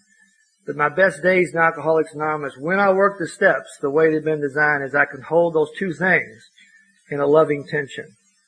And you see, that's really important for me to understand because I have to be honest with you. When I got here, I was like, the dog is going away. I'm never going to see that old sucker again. And me and the swan are going to fly around together forever and ever. This 12 steps of Alcoholics Anonymous, took me a while to understand that.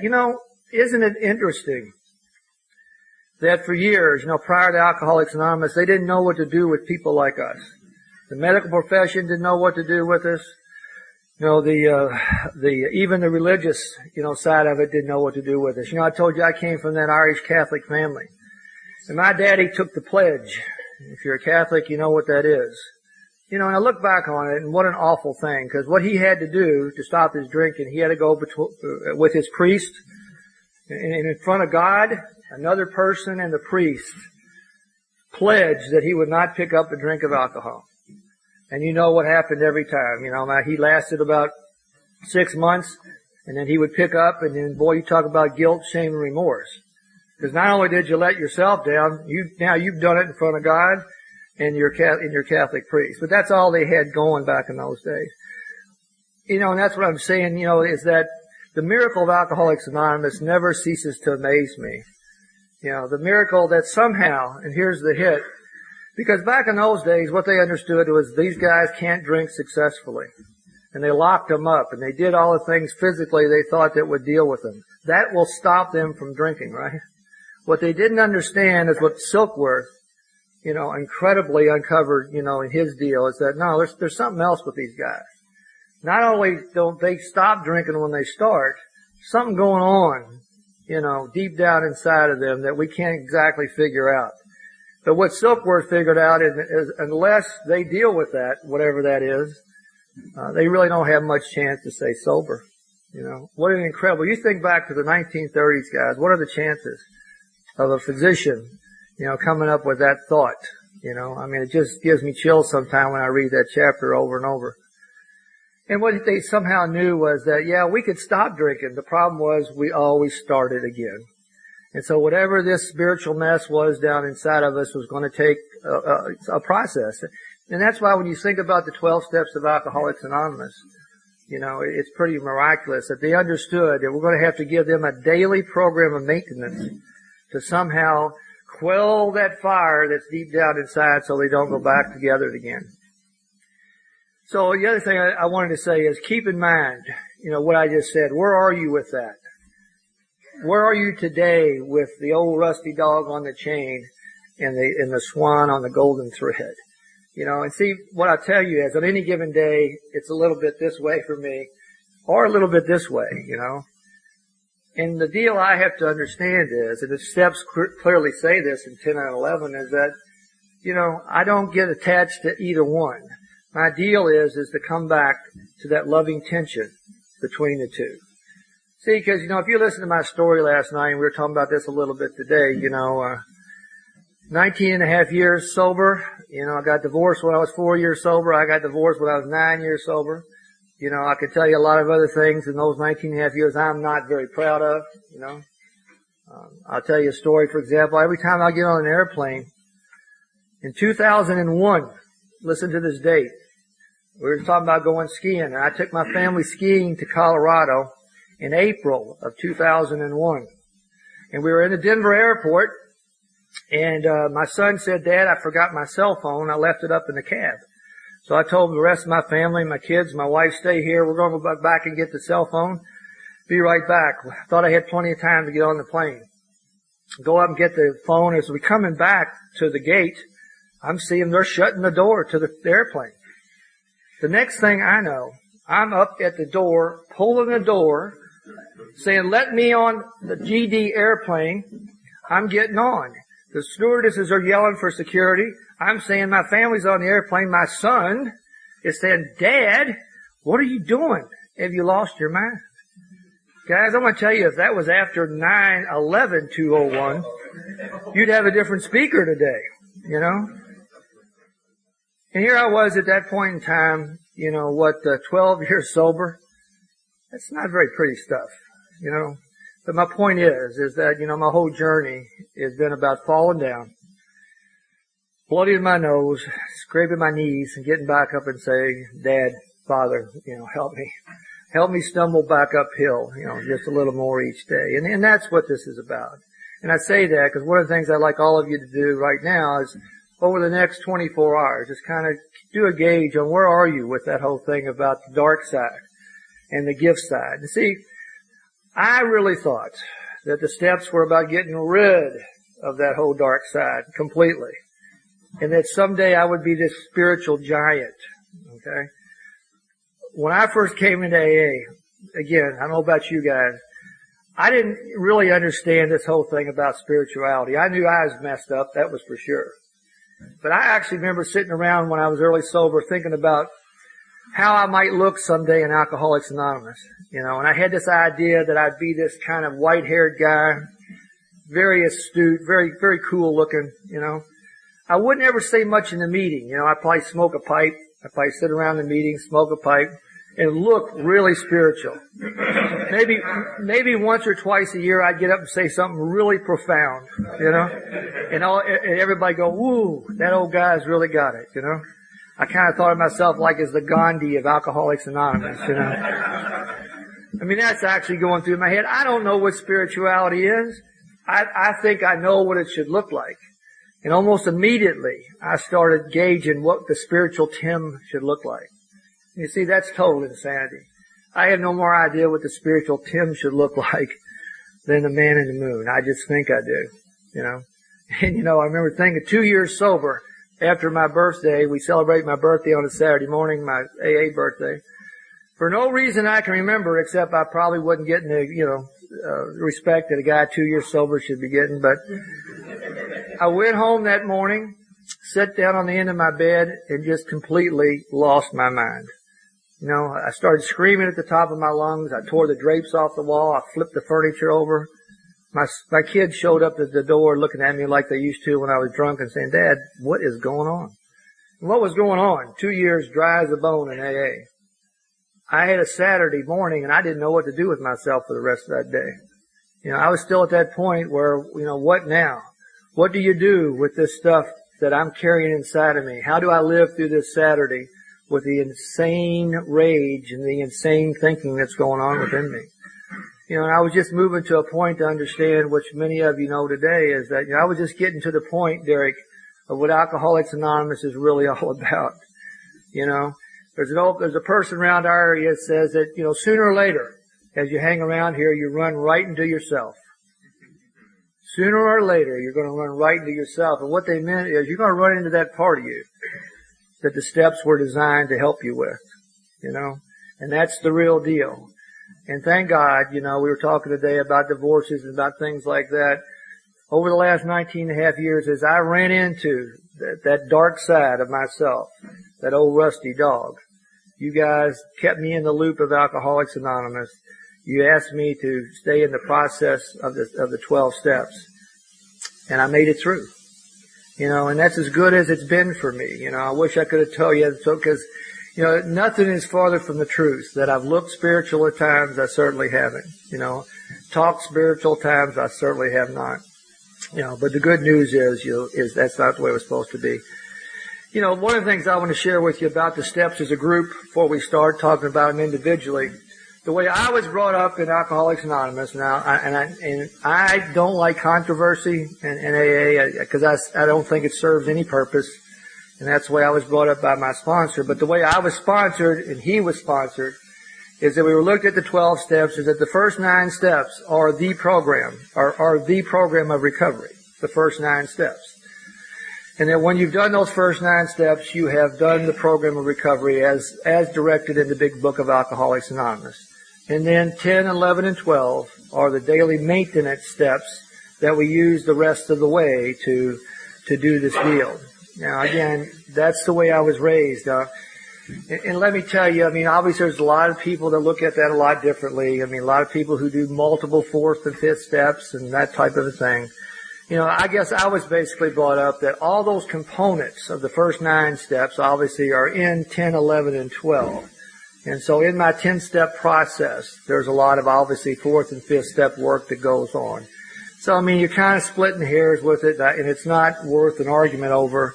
I just want you to know how I was raised in AA. And so when I talk about the steps, I talk about them in that vein. And when I do the steps with my guys, that's kind of how we set out with it, the first 9.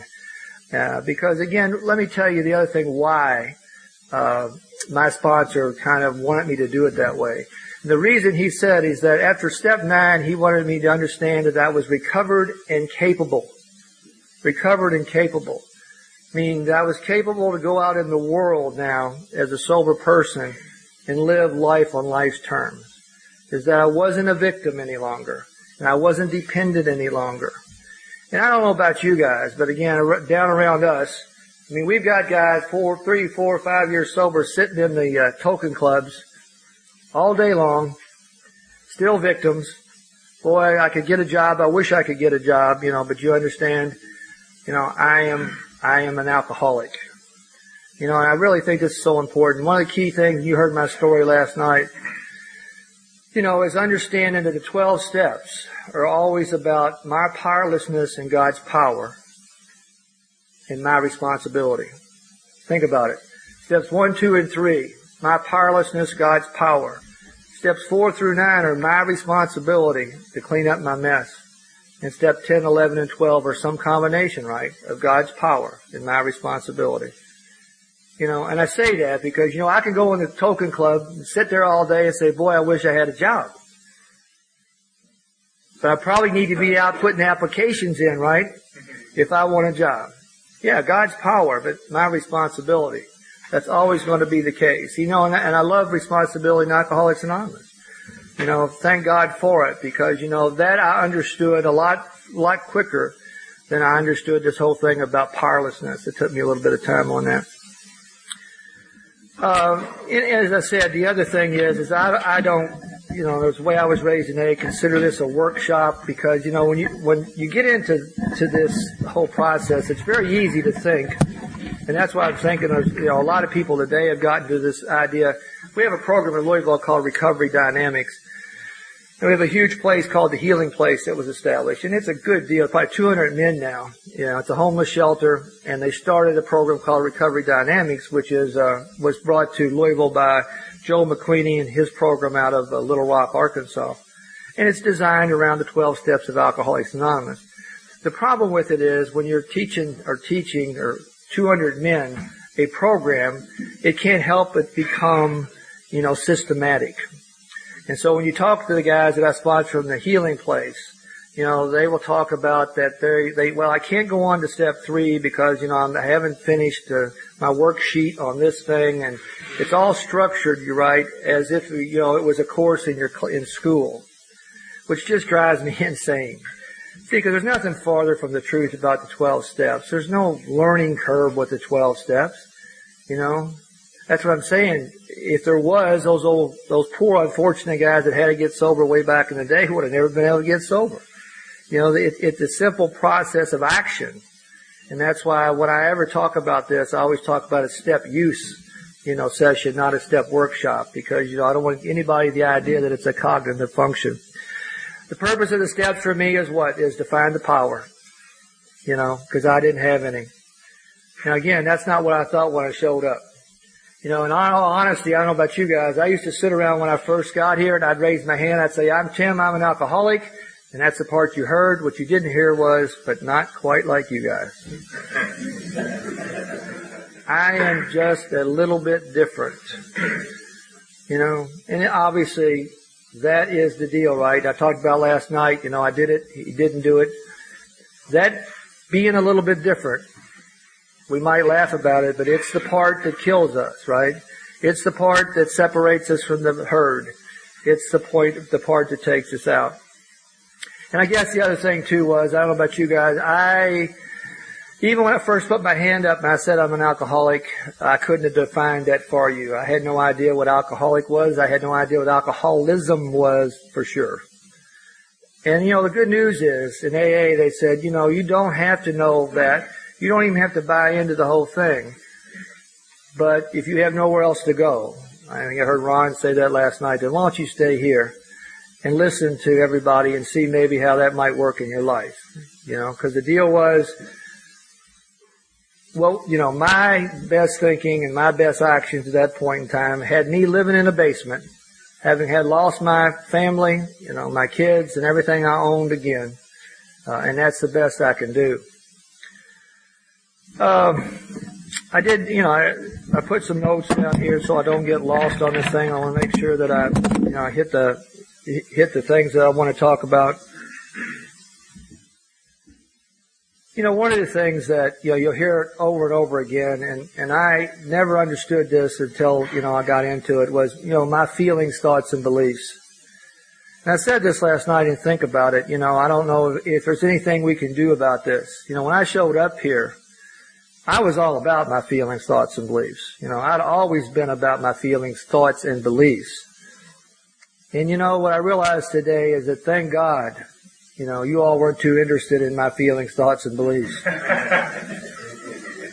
In fact, you weren't interested at all about my feelings, thoughts, and beliefs. And I couldn't understand that because my whole life, you know, they had dominated. You know, it was the bottom line in everything, meaning, you know, maybe, you know, and it had no doubt. Why did I have such trouble in relationships? Feelings, thoughts, and beliefs. Because there always comes a time if my feelings don't line up and match up, my thoughts don't match up, and surely to God, if I don't think something is going to be good for me, you know, then I'm just not interested. I'm just not going to do it. And you see, the good news about the 12 steps is they will work for me just as well. Whether I feel they're going to work, whether I understand them, or I think they're going to work for me. Thank God for that. And you know, one of the analogies I heard is like penicillin. You may not like penicillin, but if you get the shot, you know, it's going to cure your cold. It's the same thing here, you know, and I didn't understand the steps when I started out with them. Didn't really think it was going to work for me, but they said, well, Timmy, why don't you give it a little try anyway? And it worked just as well. You know, I looked one time, think about this, 19 and a half years sober. And I thought one time, if I had a videotape of my whole 19 years of sobriety, I wouldn't want to see it, but if there was a videotape, how would that look? And here's what I think it would look like. Probably about half of the days, half of the times, I'd be in the rooms of AA, and I would just love all you people. I just think you were the best thing that ever happened. I think Alcoholics Anonymous is the best thing that ever happened. And I would think this is really going to work for me. That would be about half the time I've been here.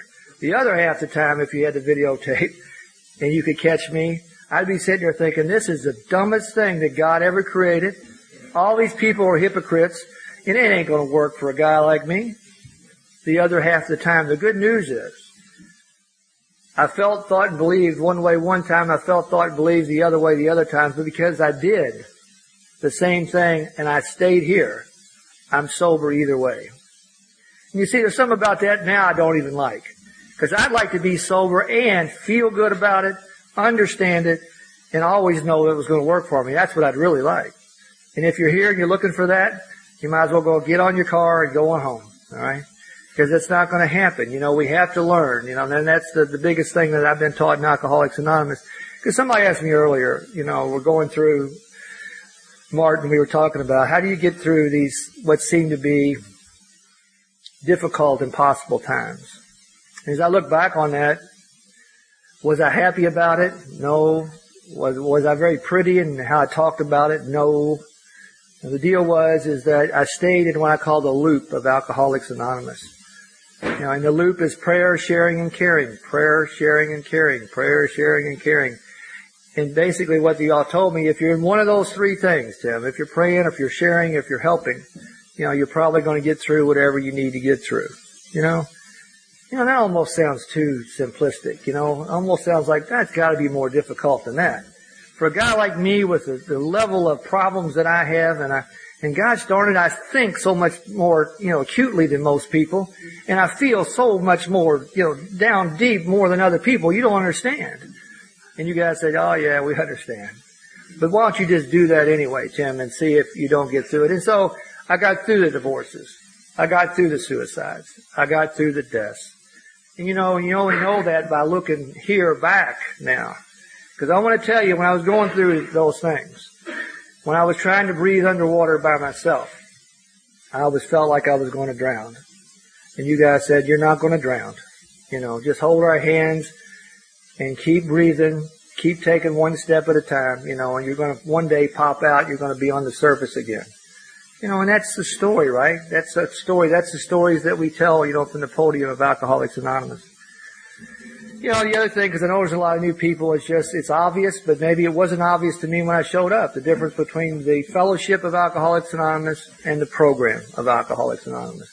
And this is the point I'd like to make about them. You know, sometimes there's different camps in AA around the country, and you've got your program people, and you've got the fellowship people. They're all caught up in the social part of it. And it's like they're almost like in competition with one another, you know. It's like Bud Light, you know, tastes great, less filling, you know. The deal is, you know, the magic of Alcoholics Anonymous. You know, the interesting thing to me, when you talk about the program, the spiritual principles of AA, those are not new. Those have been around since the get-go, you know, since God made the sun and the earth. You know what I mean? Helping other people, we didn't create that. Trusting in God, we didn't create that. Cleaning your own side of the street, we certainly didn't create that. Those things, those spiritual principles have been around forever. And fellowship, that's certainly not new. I mean, there's been all kind of fellowships of all kinds for years and years.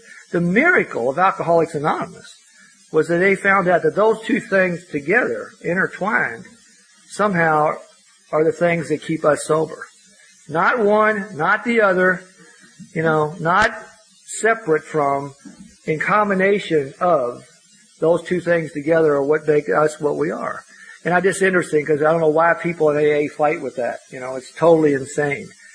Meaning my sponsor said one time, and I believe this, is that, you know, you could throw me in a closet with the big book and say, Tim, get well. It ain't going to happen. I might stay in that closet for years with that big book. I am not going to get better. I've got to have you guys.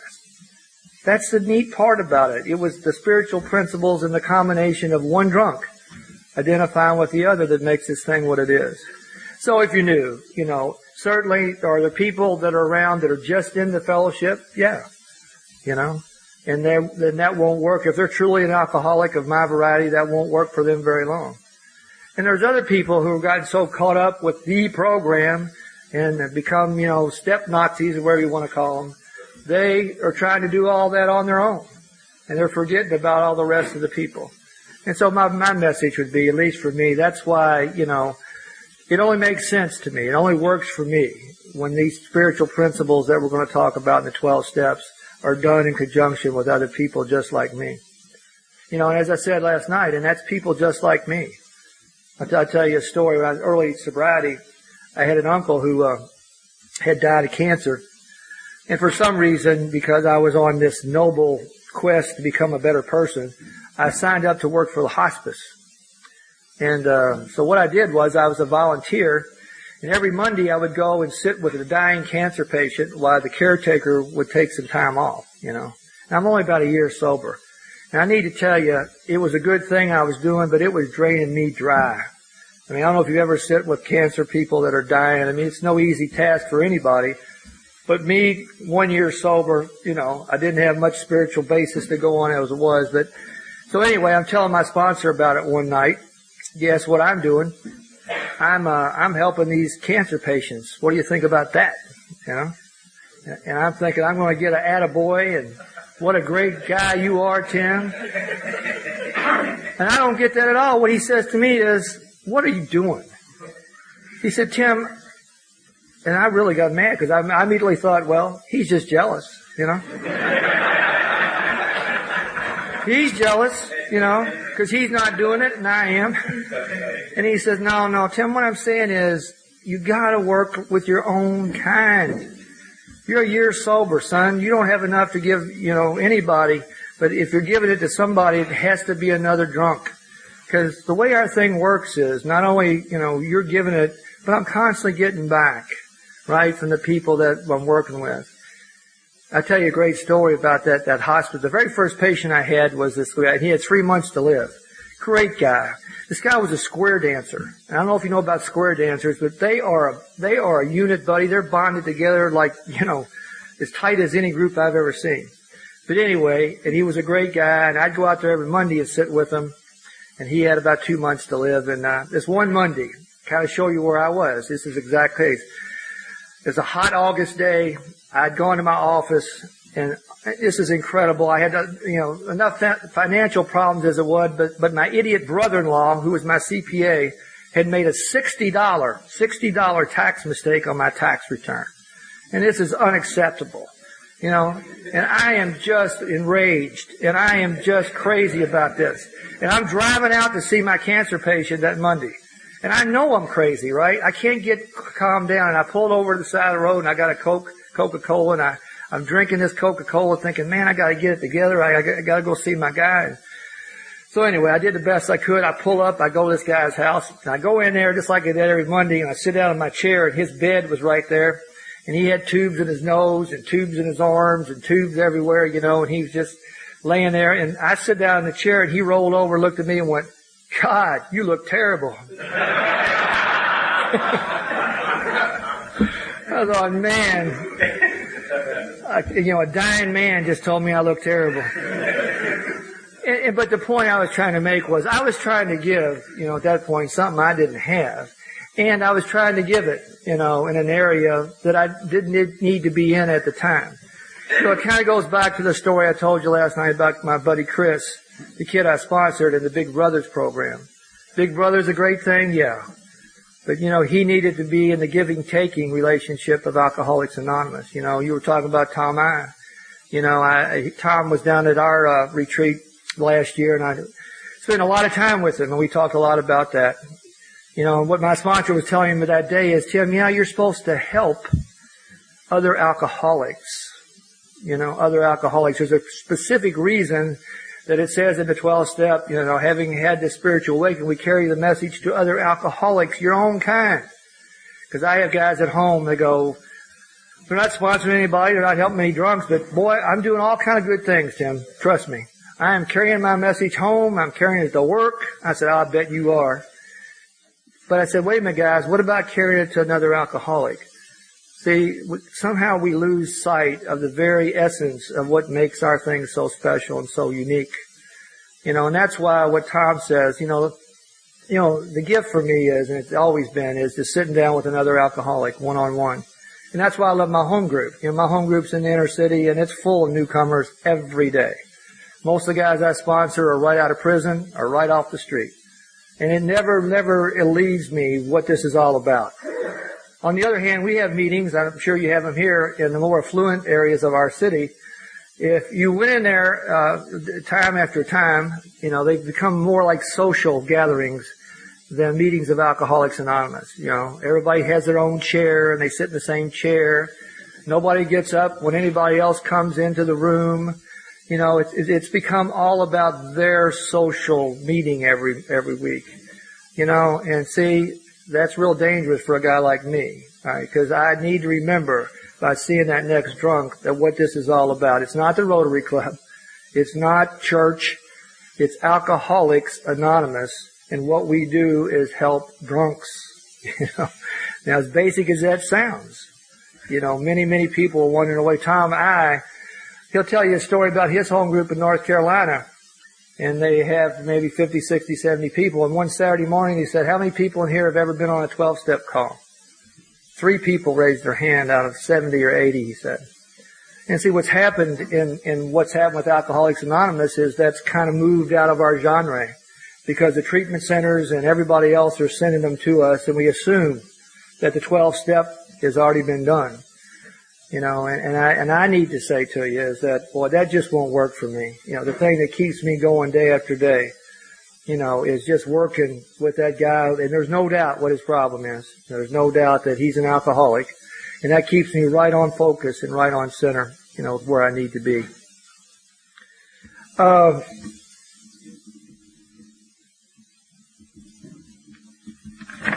see where I want to go on this. And I think in kind of setting this up too for the rest of the weekend, in terms of, Rick was saying on the way in, and it's true. I mean, it's so easy talking to guys that they're obviously very interested in this, or you wouldn't be here. I have to laugh because we have one of these in December in Louisville. We started about 6 years ago, and I'm sure it's the same thing. We start telling guys about it, months ahead of time, and yeah, I'll be there. If nothing's going on, I'll see if I can work it in. And I said, no, why don't you commit to it now? Well, I can't do that, Tim, but we'll see how it goes when it gets toward December. And you see, we have other guys that, no, it's locked in. Somebody said that last night. First weekend in December is the men's retreat. Put it on your calendar. And it has to become important to you. And see, what I know about groups like this is, Bill Wilson said one time is that, 95% of people in AA, they show up and they get sober, and they basically go to meetings and they basically do the deal in a generic way. That's about 95% of the people. But he said then there's 5% of the people who that's not good enough. They want more. And see, I'm guessing that's the 5% that's here this weekend. And I was the same way. I didn't want just the basics. I wanted all it had to give. And then that's the thing I tell my guys all the time too. I've been so blessed to be able to travel and to expand my AA world. But we got guys, and I'm sure you know them too, at home that, they'll never get out of their home group. That's as big as their AA world will ever get. And I tell my guys, look, you got 2 choices. Your sobriety can be as big as you want it, or it can be as small as you want it. See, small as you want it wasn't going to work for a guy like me. This was either going to be my life and everything that goes with it, or not. And I say that, so I really know that the types of people that are here this weekend are the types of people that you want more. And I'm always, it's so easy to be around people like that. A couple of things I'd like to throw out too, that, some of these little things that, just like on the card I gave you about the stitches, because I really see the steps today as my stitches. Those are the principles that I'm going to use to stitch with. The other thing is the attitude. Attitude. If you look in the dictionary, one of the definitions that's really helped me with attitude is called angle of approach. Your attitude is your angle of approach. See, I thought it was somehow about a mental adjustment. I thought it was about trying to conjure up a new feeling. It's not at all. Attitude is the angle of approach that I choose to take as my action for that day. You know? And one of the things, for example, we were talking about, Martin, earlier about your situation. You know, I have certain feelings about things, no doubt about it. But my attitude is going to be directed by the angle of approach I choose that given day to take as I act toward it. You know, the good news about our program, somebody told me, is that, Tim, they don't lock people up for thinking crazy. They lock people up for acting crazy. You know, and thank God for that, you know, because I know some of you the same way. If they locked you up for what went through my mind, you know, again, you'd have a different speaker here today. You know, one of the great parts of sobriety is that you've given me some processes to process that crazy old picture show that runs in my head, and I just don't act on it, you know, as much as I used to. You know, you talk about that marital situation of mine. Again, today, I'm very cognizant of this, you know, that my wife today, she's the same as she's been in so many different ways. But, you know, a lot of the things are just who you are, right? But some of the things today that peeve me off by the way she is or how she acts or what she says, it kind of goes through my mind. The difference today is somehow the power has been taken from that, and somehow I just don't say what I used to say, you know? And somehow God, you know, relieved me of the necessity to have to, you know, to defend myself. And that gets to that whole idea we were talking about last night about transformation. What we're going to do this morning here is take a break, right about 10 till. We'll do these like 50-minute sessions, take a 10-minute break and try to kind of stay on the hour here. And, let me just clarify a couple things about this whole deal, because sometimes when I share about, you know, my feelings, thoughts, and beliefs, a lot of people are offended or saying, he's saying my feelings don't count. He's discounting my feelings. And if you were like me, that really upset me. And we had some rough old timers in Louisville, and they were discounting my feelings all the time. And I'm sure a lot of you, I'd been in therapy. You know, I had been in all that stuff. You know, I'd been in anger management one time. That's crazy. I think back on that stuff today. I'm not discounting your feelings, okay? What I was told is, Tim, your feelings are real, but you can't make a shrine to your feelings. That's been your problem, son. You have made a shrine to your feelings your whole life. And you're never going to get well in Alcoholics Anonymous if you make a shrine to your own feelings. So please don't be sensitive about that. You know, and the last thing I'd like to share, and we'll come back after the break and talk about step one. And I just love this. You know, I really, my sponsor had me read immediately Chuck Chamberlain's book, A New Pair of Glasses, and I still carry it with me everywhere I go. And Chamberlain says something in there that's helped me so much, because, you know, what he says is, whatever I choose to focus my entire attention, care, and love on can become the most interesting thing in the world. You know? Whatever I focus my entire attention, care, and love on becomes the most interesting thing in the world. You know, last night I was talking about the difference today in me versus years ago. What is in it for me to sit in a sandbox with my 3 8-year-old kids for 8 grandkids for 2 hours? But what I found out with this, if I focus my entire attention, care, and love on that sandbox, it becomes the most interesting, wonderful thing in the world. I'll give you another example. If you're in the program Alcoholics Anonymous and you do a lot of step work with guys, come on, let's be honest. Sit and listen to fifth steps sometimes is not the most interesting thing in the world. But I have to ask God, help me focus my entire attention, care, and love on this man's fifth step. And you know what? It becomes the most interesting thing in the world at that point in time. You know, and right on through, you know, especially the things that I don't care for too much. You know, if I really do that, it never fails to help. So what I'm saying to you as we finish this first session, if you're having struggle, listen to me drone on time after time. Just focus your entire attention, care, and love, and it will become the most interesting thing in the world. All right, let's take a break. We'll start again at 9 o'clock. This does remind me a lot of teaching. Just You guys are 5 minutes late getting back to class. Everybody in detention later on today, I guess. I was thinking, this little card that I passed out, with the Serenity Prayer on it. For you guys that are brand new and you're having trouble comprehending all those prayers, a friend of mine that I met out in California, a guy named Earl H. Maybe you heard this story or whatnot, but it stuck with me. And so some days, if you don't have your card and you can't remember the Serenity Prayer, he said when he was newly sober, he just couldn't remember the whole Serenity Prayer. Man, it was just too much for him. His mind was too fried up, and so one day his sponsor said, Earl, just forget about it. Just forget about the Serenity Prayer. He said, here's your prayer. He said, Earl, when you get up in the morning, you get on your knees and you look up in the sky and you go, whatever.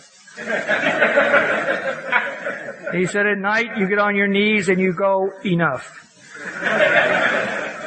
And Earl said, what if by 10 o'clock in the morning it's already enough? He said, well, then you just get on your knees and go, whatever. And I have to tell you, many times when I couldn't think of anything else, whatever and enough have stuck with me. So you can carry that with you. You never forget that. So let's talk about step one. Lack of power was my dilemma. Wow, I didn't like that statement. I still don't like that statement, to be honest with you. We were just talking, Robert and I, about this whole deal about that power. Because I grew up, in a family, and I don't know about how you guys were raised. I was raised with this whole idea. If you out-hustled, outsmarted, and outworked the next man, that you got ahead, right? I mean, I'm hardwired that way. I was a competitive athlete, and I got in business, and, I just the way I was. So I was causing the results. I was the power behind whatever happened. And so this whole transformation between to accept powerlessness in my life, was not an easy function for me. And I guess the good news is the step one, and the thing about step 1 and 2, we've been talking a lot about action. These are the two steps that are not necessarily action steps. What they require us to do is to draw conclusions. All right? And the conclusion of the first step is I am powerless over alcohol, and my life has become unmanageable. And I guess, as I told my story last night, as that whole thing about the powerlessness and the consciousness of my powerlessness over that first drink, it took what it took, all right, to get me to that point in time. If I'd have told you, I talked about the time, back in my college day when I had that brief moment of clarity where I knew the alcohol was the reason I had lost law school and I'd lost the basketball. But, here was the deal with me and alcohol. The truth is that I admitted, a long time ago that I was an alcoholic. In fact, I remember one time and my wife said to me, she said, now listen to this closely because I think this is what our disease is about. I was moaning and groaning, things weren't going well, and I said, honey, what is wrong with me? She said, Tim, you're an alcoholic. I said, yeah, okay, I'm an alcoholic, but over and above that, there's something else wrong with me. Let me say that again. Over and above that, there's something wrong with me. See, because the truth about me and alcohol, I knew it was causing consequences in my life. But I thought I could outsmart it, I could outrun it, I could deal with it. And for, most of my story, it's my attempt, especially the last 10 years, is to try to manage, the problems in my life caused by alcohol. I'll tell you a story. I was thinking about this. The first time I ever came to Canada was in 1988. And I got sober in 1990. And it was a fishing trip over into Ontario somewhere. And I came up here with a bunch of my drinking buddies that had been up here before, right? And it wasn't a fly-in, but it was one of those deals where we went to this camp and you took these boats out to this outpost cabin. And the first thing I was telling somebody the other day, I remember coming up here with them. Of course, we drove up and we drank all the way up here. We got to the border and, everybody could get 2 quarts of liquor, right, to bring over into Canada. So we each got 2 quarts of liquor. And then when we got on this side, we had these 3 boats, right? And we were going to this outpost cabin, so you had to load into the boat what you're going to have for the week. Well, the argument got to how many cases of beer we could get in these 3 boats. Well, we ended up putting 37 cases of beer in those 3 boats with 12 quarts of liquor. Now, I can remember the big argument because the guys that had been here before was saying that won't be enough. And then there was other guys going, this is insane. We can't get anything else in our boat. We left on a Saturday, wherever we loaded in Ontario, out to this outpost cabin. By Thursday of that week, we were completely out of booze. Completely. 37 cases of beer, 12 quarts of liquor. We had to buy bootleg liquor from the Indians that ran those lakes up there. Paid like $30 a case of beer and the rest of the time. But here's what I was saying. This was in the late 80s, and I was taking all kind of heat at home about my drinking. I'd gotten thrown out of 4 or 5 places the last year for fighting, and gotten fights, nice places, really made an embarrassing mess out of the whole thing. And I was having trouble with my wife, as you might imagine, and she didn't understand my drinking. But anyway, so we're up there with these 5 guys. We drank all that booze, right? And it's like, if the tree falls in the forest, does it make a sound? This is the same thing. I remember driving back from here, drinking all that booze the whole week, thinking, see, there you go. I was up there this whole time. I drank more than I ever drank. I didn't get in a fight with anybody. That's the deal. It's not me. It's my environment. My environment back home is so toxic that I get in fights when I drink. I was convinced of that, And my point is that's where I was with this powerlessness thing. It wasn't an issue of, I couldn't control the alcohol. I couldn't do it very well in the context of this world I had to live in. If you just put me out in the forest and let me drink by myself, I would have had no conflict. But my point is that, the powerlessness. And then, and thank God that's why we tell our stories, right? When I showed up here and I started listening to your all stories about what this powerlessness was truly all about, and what started to click in, my whole life flashed in front of me.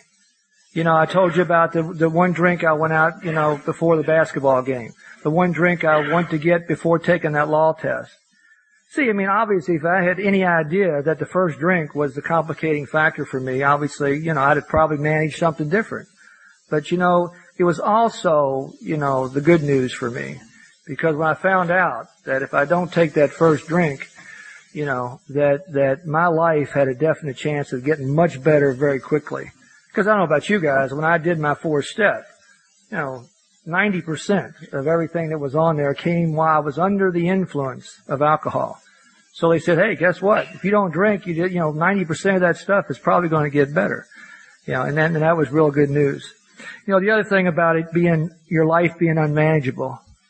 That's got to be, as I said last night, the funniest part of our whole deal. Because everybody knows it's unmanageable way before we do.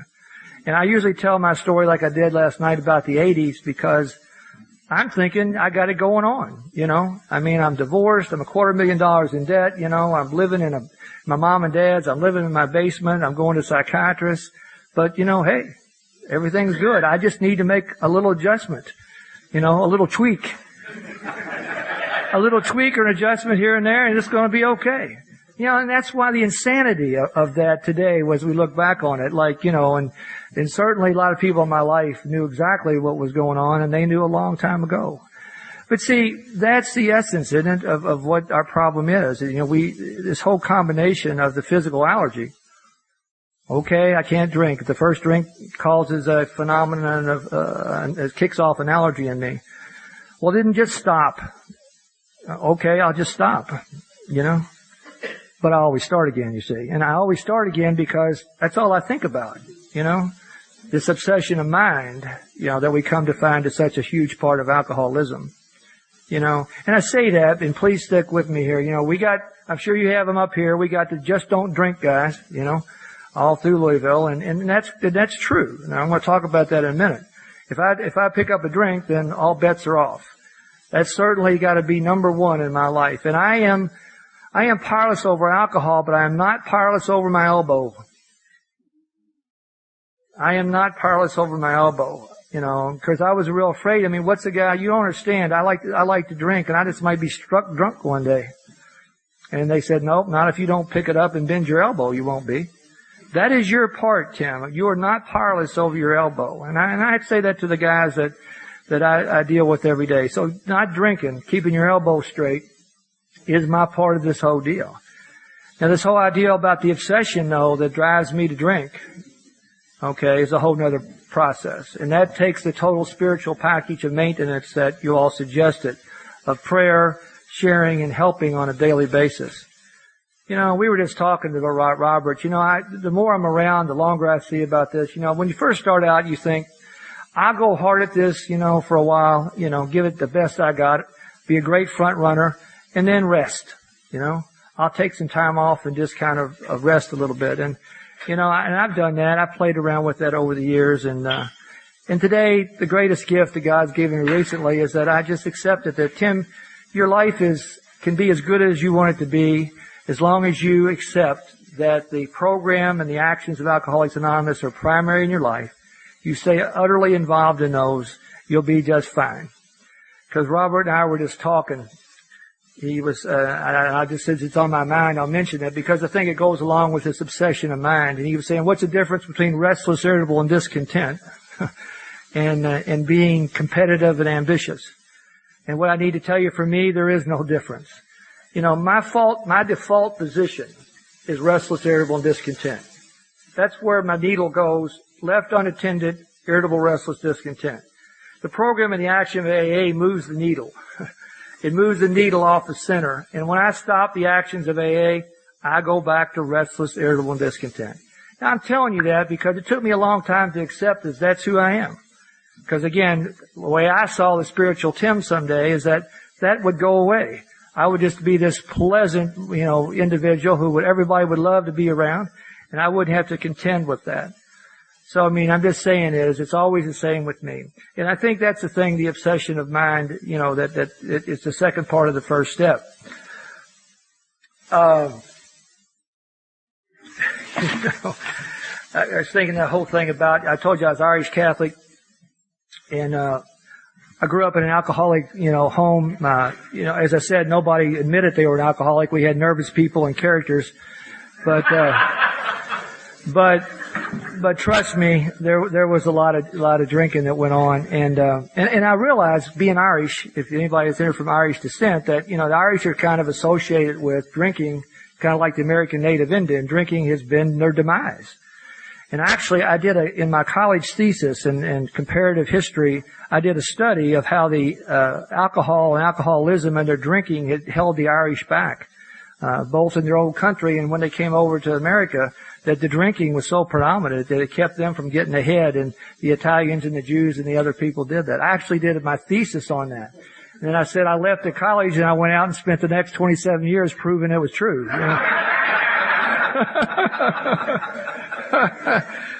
So I had a general idea of what that whole deal was all about. And I guess thing too is that, I just had a call from a guy that, every time I go on the road somewhere, you can count on it, somebody's going to get drunk, right? They just do. And I got two guys this one guy in particular, and his name's Timmy, interesting enough, and I've been working with him 15 years, and he's just one of these perennial street drunks. You'd love him. He's never been married. He's never, done much of anything. If he did a fifth step, there wouldn't be anybody on it. He's harmless. He just gets drunk. And, he called me this morning. He's drunk, and he'd been sober for about a year again. But and what had happened with him was, again, I almost could have told it was going to happen before. He had lost his job. He was on unemployment before I left, and the unemployment decided they reversed it, after being on unemployment for 3 or 4 months, reversed it, and right before our letter, they sent him a letter saying, we decided, that you're not on unemployment, you don't qualify, and you owe us $4,400. Well, he's living in a halfway house. And before I left, I said, Timmy, you're not you don't have $4,400, do you? No. I said, well, forget about it. But I saw it in his eyes, that whole obsession, and the fear started setting up. And of course, sure enough, he called me, he got drunk yesterday. And the point is this whole part of the obsession of mine, and what I'm saying is that, okay, not taking the first drink is the solution. It is. But what's the solution to this obsession I have that's so powerful you don't understand to drink? And the solution is obviously, and we make these, assumptions, or we come to these conclusions in the first 2 steps, and then the steps, the rest of the way are going to be the actions that they give us to try to deal with that obsession. At least that's the way it worked for me. You know, and this whole thing too about, you know, the projecting,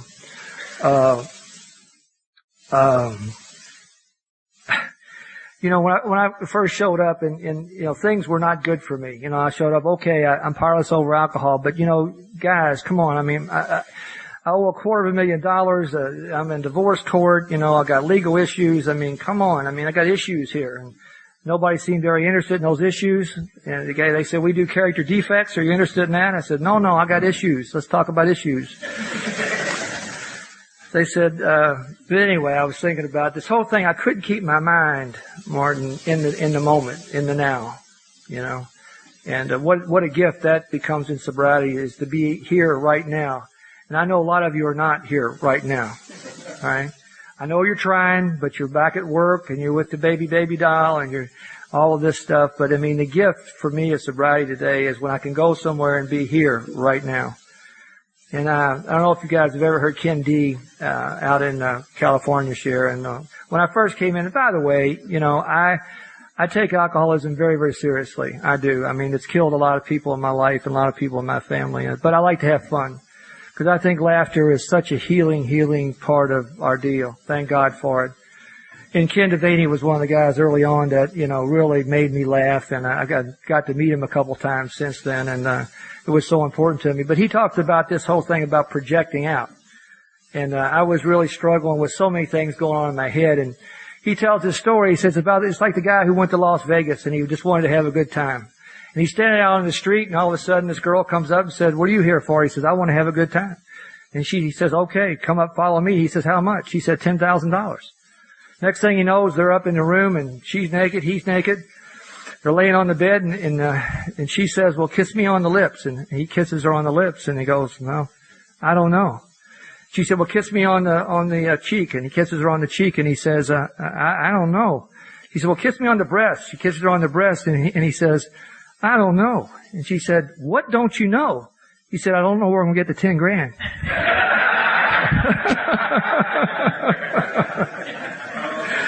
You know, and the point of the message is that the guy's in the middle of a good thing and he's projecting out, you know.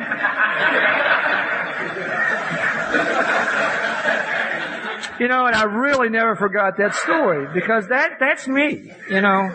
That's me most of my life, you know. I'm in the middle of a good thing, but I'm projecting out. Where am I going to get the $10,000? Oh, let me see here. And, you know, and the other thing too is about the manageability of my life. This took me a little while too, and this is kind of, Robert, what we were talking about. All right, if my life's unmanageable, then what does it need? Well, it needs to be managed better, right? And that was a complicating factor for me because what I heard initially was, all right, you want me to manage my life better, is that right? And of course the answer was no. That's not right at all. In fact, that's your whole problem, Tim. You know, if you could manage your life, you probably wouldn't be sitting in the rooms of Alcoholics Anonymous. We're going to have a suggestion in steps 2 and step 3 about who the manager might be, but it's not you. But you know, I couldn't help but do that. I don't know about you guys. I understood, all right, I am powerless over alcohol. Lack of power, you know, was my dilemma. All right, I don't have any. All right, I don't have any. The problem became when I showed up, where is it? And I found it, you know, that girl over there, she's got power, you know. Money had power. Jobs had power. In other words, the next journey for me was, where's the power? And unfortunately, if you're like me, I looked in all the wrong places, you know. Instead of understanding the power had to come from something outside of me, bigger, badder, and bolder than myself. You know, I started transferring the power to other areas. And, you know, and for me, you know, one of those areas was in my business world. Probably as we talked through this weekend, in my business life, it's been absolutely one of the toughest venues for me. Because it goes against, you know, what we've been taught in our program, goes against everything that I was hardwired to do. You know, because I can hear my old man today saying, you know, boy, if you get up earlier, you out hustle, you outwork, you outthink the other guy, you get ahead. And that's the mentality that I brought to Alcoholics Anonymous, you know, and if that's the mentality you bring to the 12 steps, you know, it's very difficult to separate yourself as the power, and turn that power over to something bigger, better, and bolder than yourself. And that's why, where we're going to end up with this, and that's why the stitches in my life have become so important. Because without the stitches, I tend to take the power. I tend to be the manager. I just can't help it. It's kind of my hard wiring. And you guys have taught me by, learning to do and asking God for just a divine inspiration that moment to do the next right stitch, in my business life. And that's why I talk about that all the time. And I still fight with that. I still fight, with the difference between, what's my job every day to suit up and to show up in versus, turning my will and life over to this power greater than myself. My sponsor recently had a little stroke, and he's 28 years sober, and you'll appreciate the story. And we're sitting in the hospital, and he's a lawyer and very successful one, but story very much like mine, and he had more debt than I had when he showed in Alcoholics Anonymous. But we're having a little conversation. He's laying in bed, and his wife, who's not an alkie, has no idea what it's all about. And she's listening to our conversation, and he says to me, he said, Timmy, he said, what's strange about this? He said, here I'm on my deathbed, or life-threatening disease, and I'm not afraid at all. I have no fear about this. In fact, it doesn't compare at all to the fear that I have on Monday morning sometimes driving into my office. And I'm going, yeah, I know what you mean, man. I'm the same way. And his wife standing behind us going, that makes no sense, you guys. That makes no sense. You got a life-threatening disease and you're not even afraid. And what are you afraid about driving to your office on Monday morning? I think maybe some of you all understand what I'm talking about. It's called free-floating anxiety. I don't know where it comes from. I've had it my whole life. The other shoe's going to fall anytime. I know it is. And I have fought this my whole life. And what it really comes down to is what? I'm afraid that I don't have the power. That day is not going to go the way I need it to go. If I don't have the power, and if I don't shake and bake in the right direction, I'm not going to get the results that business day that I need to get, And I'm getting better at it. And I was telling Robert, without the preparation every day of my prayers and meditation and different things I do on that card, I just go there. That's my default position, that fear-based living. Then the second conclusion we get to in step 2 is, this whole thing, and I heard some people talking about last night about God, and, one of the things about our program is interesting, about around here, but at home, we got a lot of people, don't talk about God. My God, that'll drive everybody out of here. I said, well, don't let them read the big book, because it talks a lot about God in there. It really does. I don't know why we do that. I mean, if you read the big book of Alcoholics Anonymous, they very clearly talk about it. They don't hide it. They didn't hide it at all. And please keep in mind where Alcoholics Anonymous came from. It came from a background of religious denomination, from the Oxford group. And the people that brought that, they were very much, into that whole thing. And I'm okay with that. I guess what I've basically said, we were talking last night, I'm a Reformed Catholic, I guess, wherever you call it, and it's an interesting thing that happens, whatever happened when I showed up is that I didn't really have a problem with the God thing. That didn't scare me off, but I understand it does some people. I just couldn't really relate to assigning, my will and life to anything. That was going to be, and the third step was really going to be the issue for me. But I don't know, I say this and openly, if it is an issue for you, is that, I think the way AA works, I don't know, did for me, is that the power initially was you guys. The power in many ways is still the men in the rooms of Alcoholics Anonymous. I have not seen many burning bushes in my life.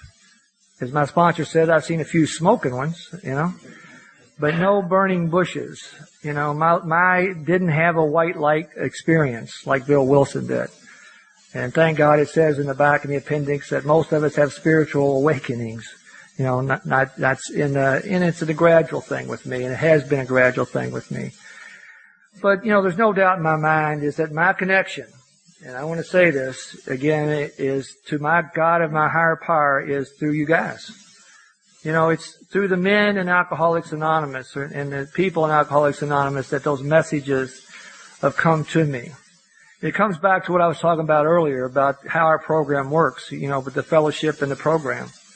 And what makes this different, from church, and what makes this different from any other thing is that I just have a hard time staying connected to that power, whatever you want to call it, without you guys. I've tried that. And, in my early sobriety, a lot of us do. I had a stack of meditation books, this thing, and I'd go to these conferences and carry those meditation books around so everybody could see that guy's really into that spiritual thing, Crazy, crazy. The most spiritual thing I do some days, that's the whole thing. I've come to kind of look at this whole thing in a different stance, of what being spiritual was, to what it is today. And sometimes the most spiritual thing I do is just not honk my horn when somebody cuts in front of me. Or in the grocery store, stand behind some woman, who's taken forever.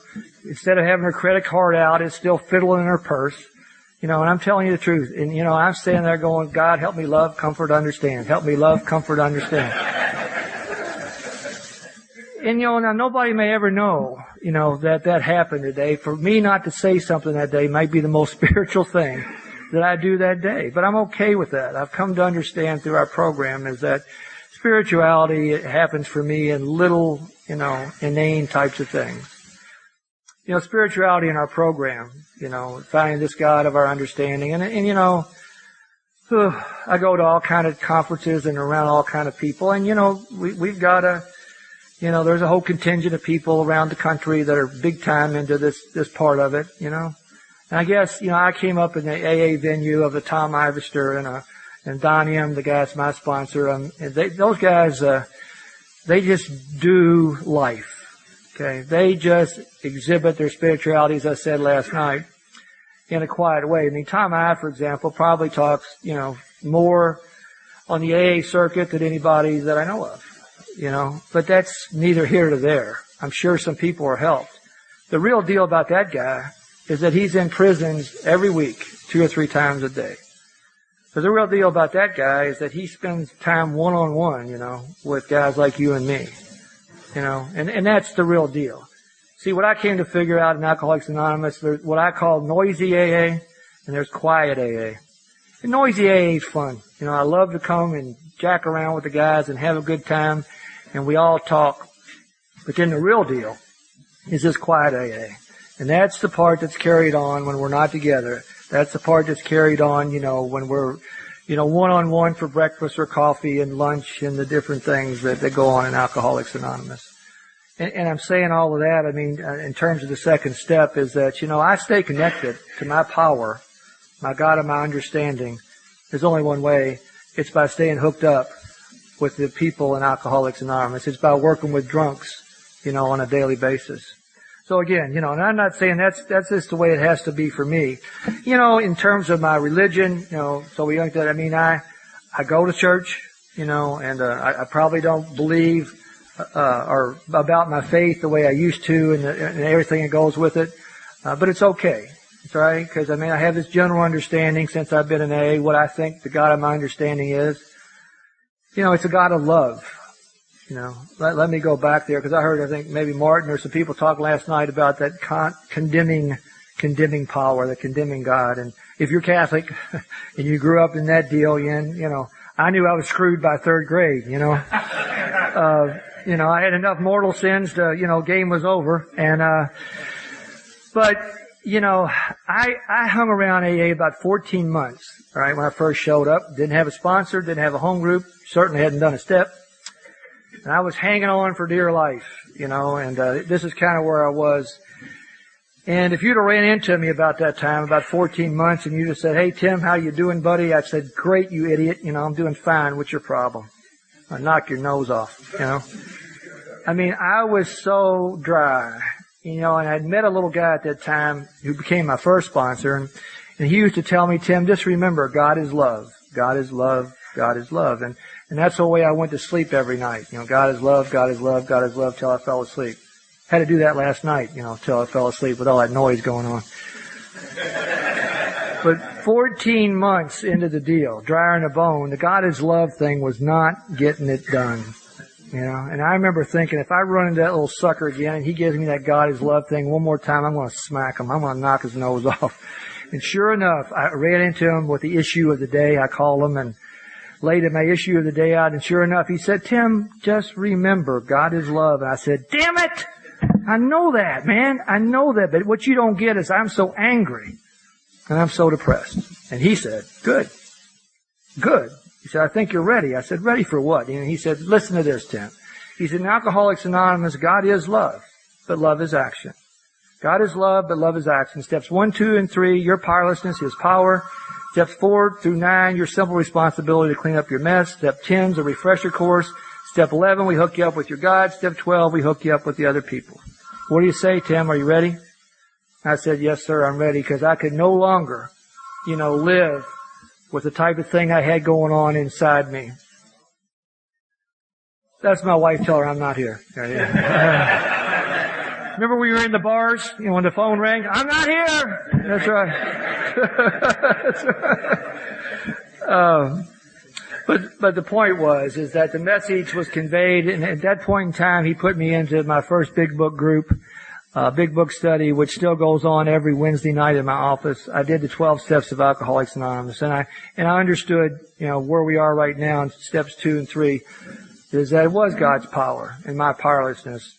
But now there was this whole thing about my responsibility, and that's the deal then, and that's still the deal today, trying to find that balance. And the thing we were talking about earlier this morning is that balance of the steps and God's power and my responsibility are the things that bring me back to balance when the rusty old dog is dragging me, to bring me back into balance. I work those steps. And that's always been the thing with me. Okay, we get to talking about step 3. We'll try to get this in before we get there. Turning my will and life over, as I said, to something bigger, better, and bolder than myself. And that was, somebody said this to me earlier, and it was so true in my early sobriety. They said, Tim, all you have to understand is that there is a God and it ain't you, And that's still the thing today. If I can remember, if I get confused about who the power is, if I understand it ain't me, all right, then I pretty much got a chance. My problem is when that power becomes me, then the issues start to happen. And I think, the other thing too is that, acting as if you're new in the program, I'd like to tell you, that all these spiritual concepts of the first 3 steps that we're just talking just clicked in with me immediately. And if I told you that, I'd be telling you a bold-faced lie. What you all asked me to do, however, was act as if, It's kind of like, the maintenance of a car, if I just got a bad car, it's undrivable. It's undrivable. I don't care what I do to that car every day. I can put, it's kind of back to the second step. I can put gas in it. I can put oil in it. I can work on it. If it's undrivable, it's still undrivable. Okay? It's just the opposite, when we get, to step 3. What you asked me to do is turn my will and life over to and act as if, the power on a given day is somewhere outside of me. And in most of my time in early Alcoholics Anonymous, that's strictly been in the rooms of Alcoholics Anonymous, that on any given day, I've been willing to sit with you guys. And we were talking about this earlier too, is that, being willing to turn my will and life over for me means being willing to share my life with you. The thing that makes my prayer, I have different prayers, obviously I say every morning, but what consummates my prayer is sharing my prayer with you guys. Okay, the difference in my life today is the willingness, once I get off my knees in the morning and do that 3rd step prayer, is to go out and to share my life and my prayer with other people. And somehow that makes a difference. I think about sponsorship today. I don't know how that works. It just works. In other words, I'm almost 20 years sober. And I should know the answer on any given day to something. In fact, when I have a complication, I know exactly what to say to you if it's your problem.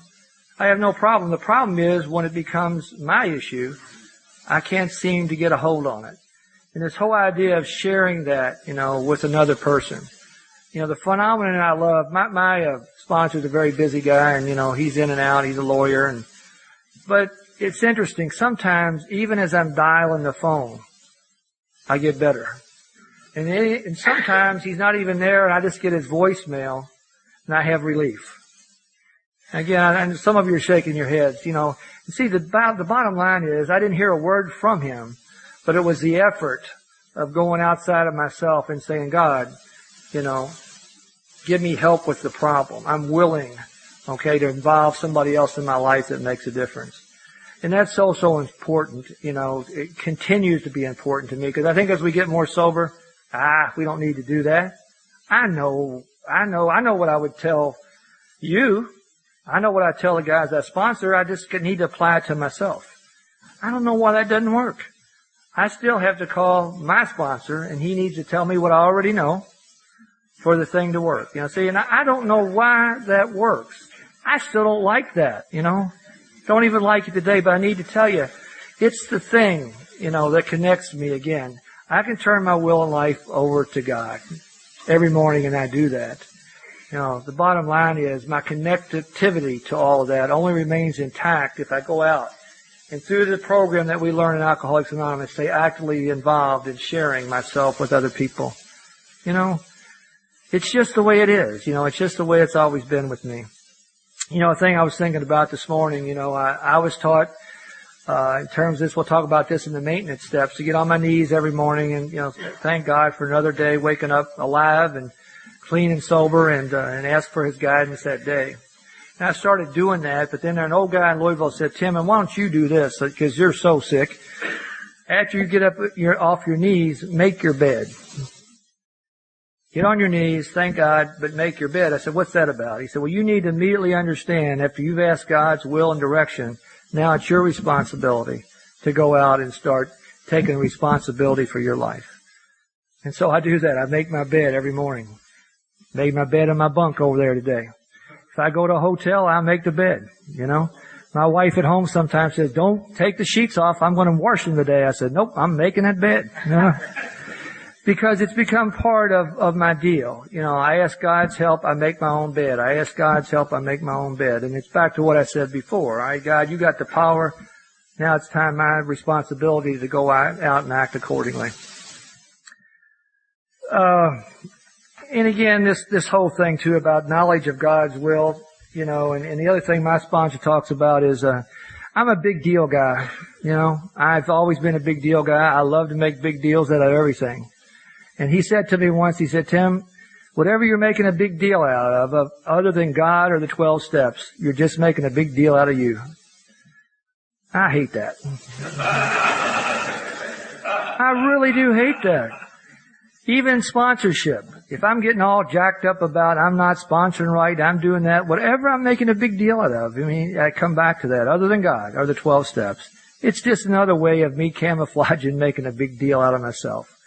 And see, I have a way to do that. I can dress my character defects up in all kind of spiritual and psychological clothing, kind of try to disguise it so you guys don't understand what it is. It all comes down to the same thing, It's just me. Even in the middle of Alcoholics Anonymous sometimes, just trying to make a big deal out of me. I sponsor a lot of guys. A lot of guys call me their sponsor. And, I'm available. I'm there. I do it the way I was taught. Okay?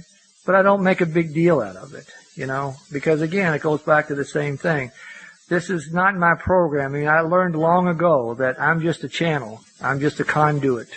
That God does the deal. My job is just to be the conduit, is just to be the messenger. And, we'll talk about this a little bit in the 12 step. Thank God for that. Because when I first got into this, having been a teacher and a coach, I'm like, it's my job to get these guys sober. And if I think, I give them the right program and I stay on top of them and whatnot, they'll succeed.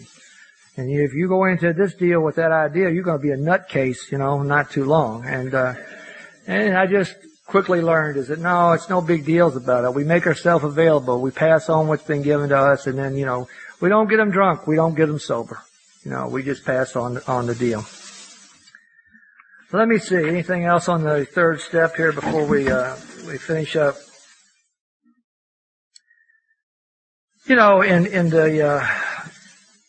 For me, I guess the whole thing comes back to, I alluded to this yesterday about selfishness and self-centeredness.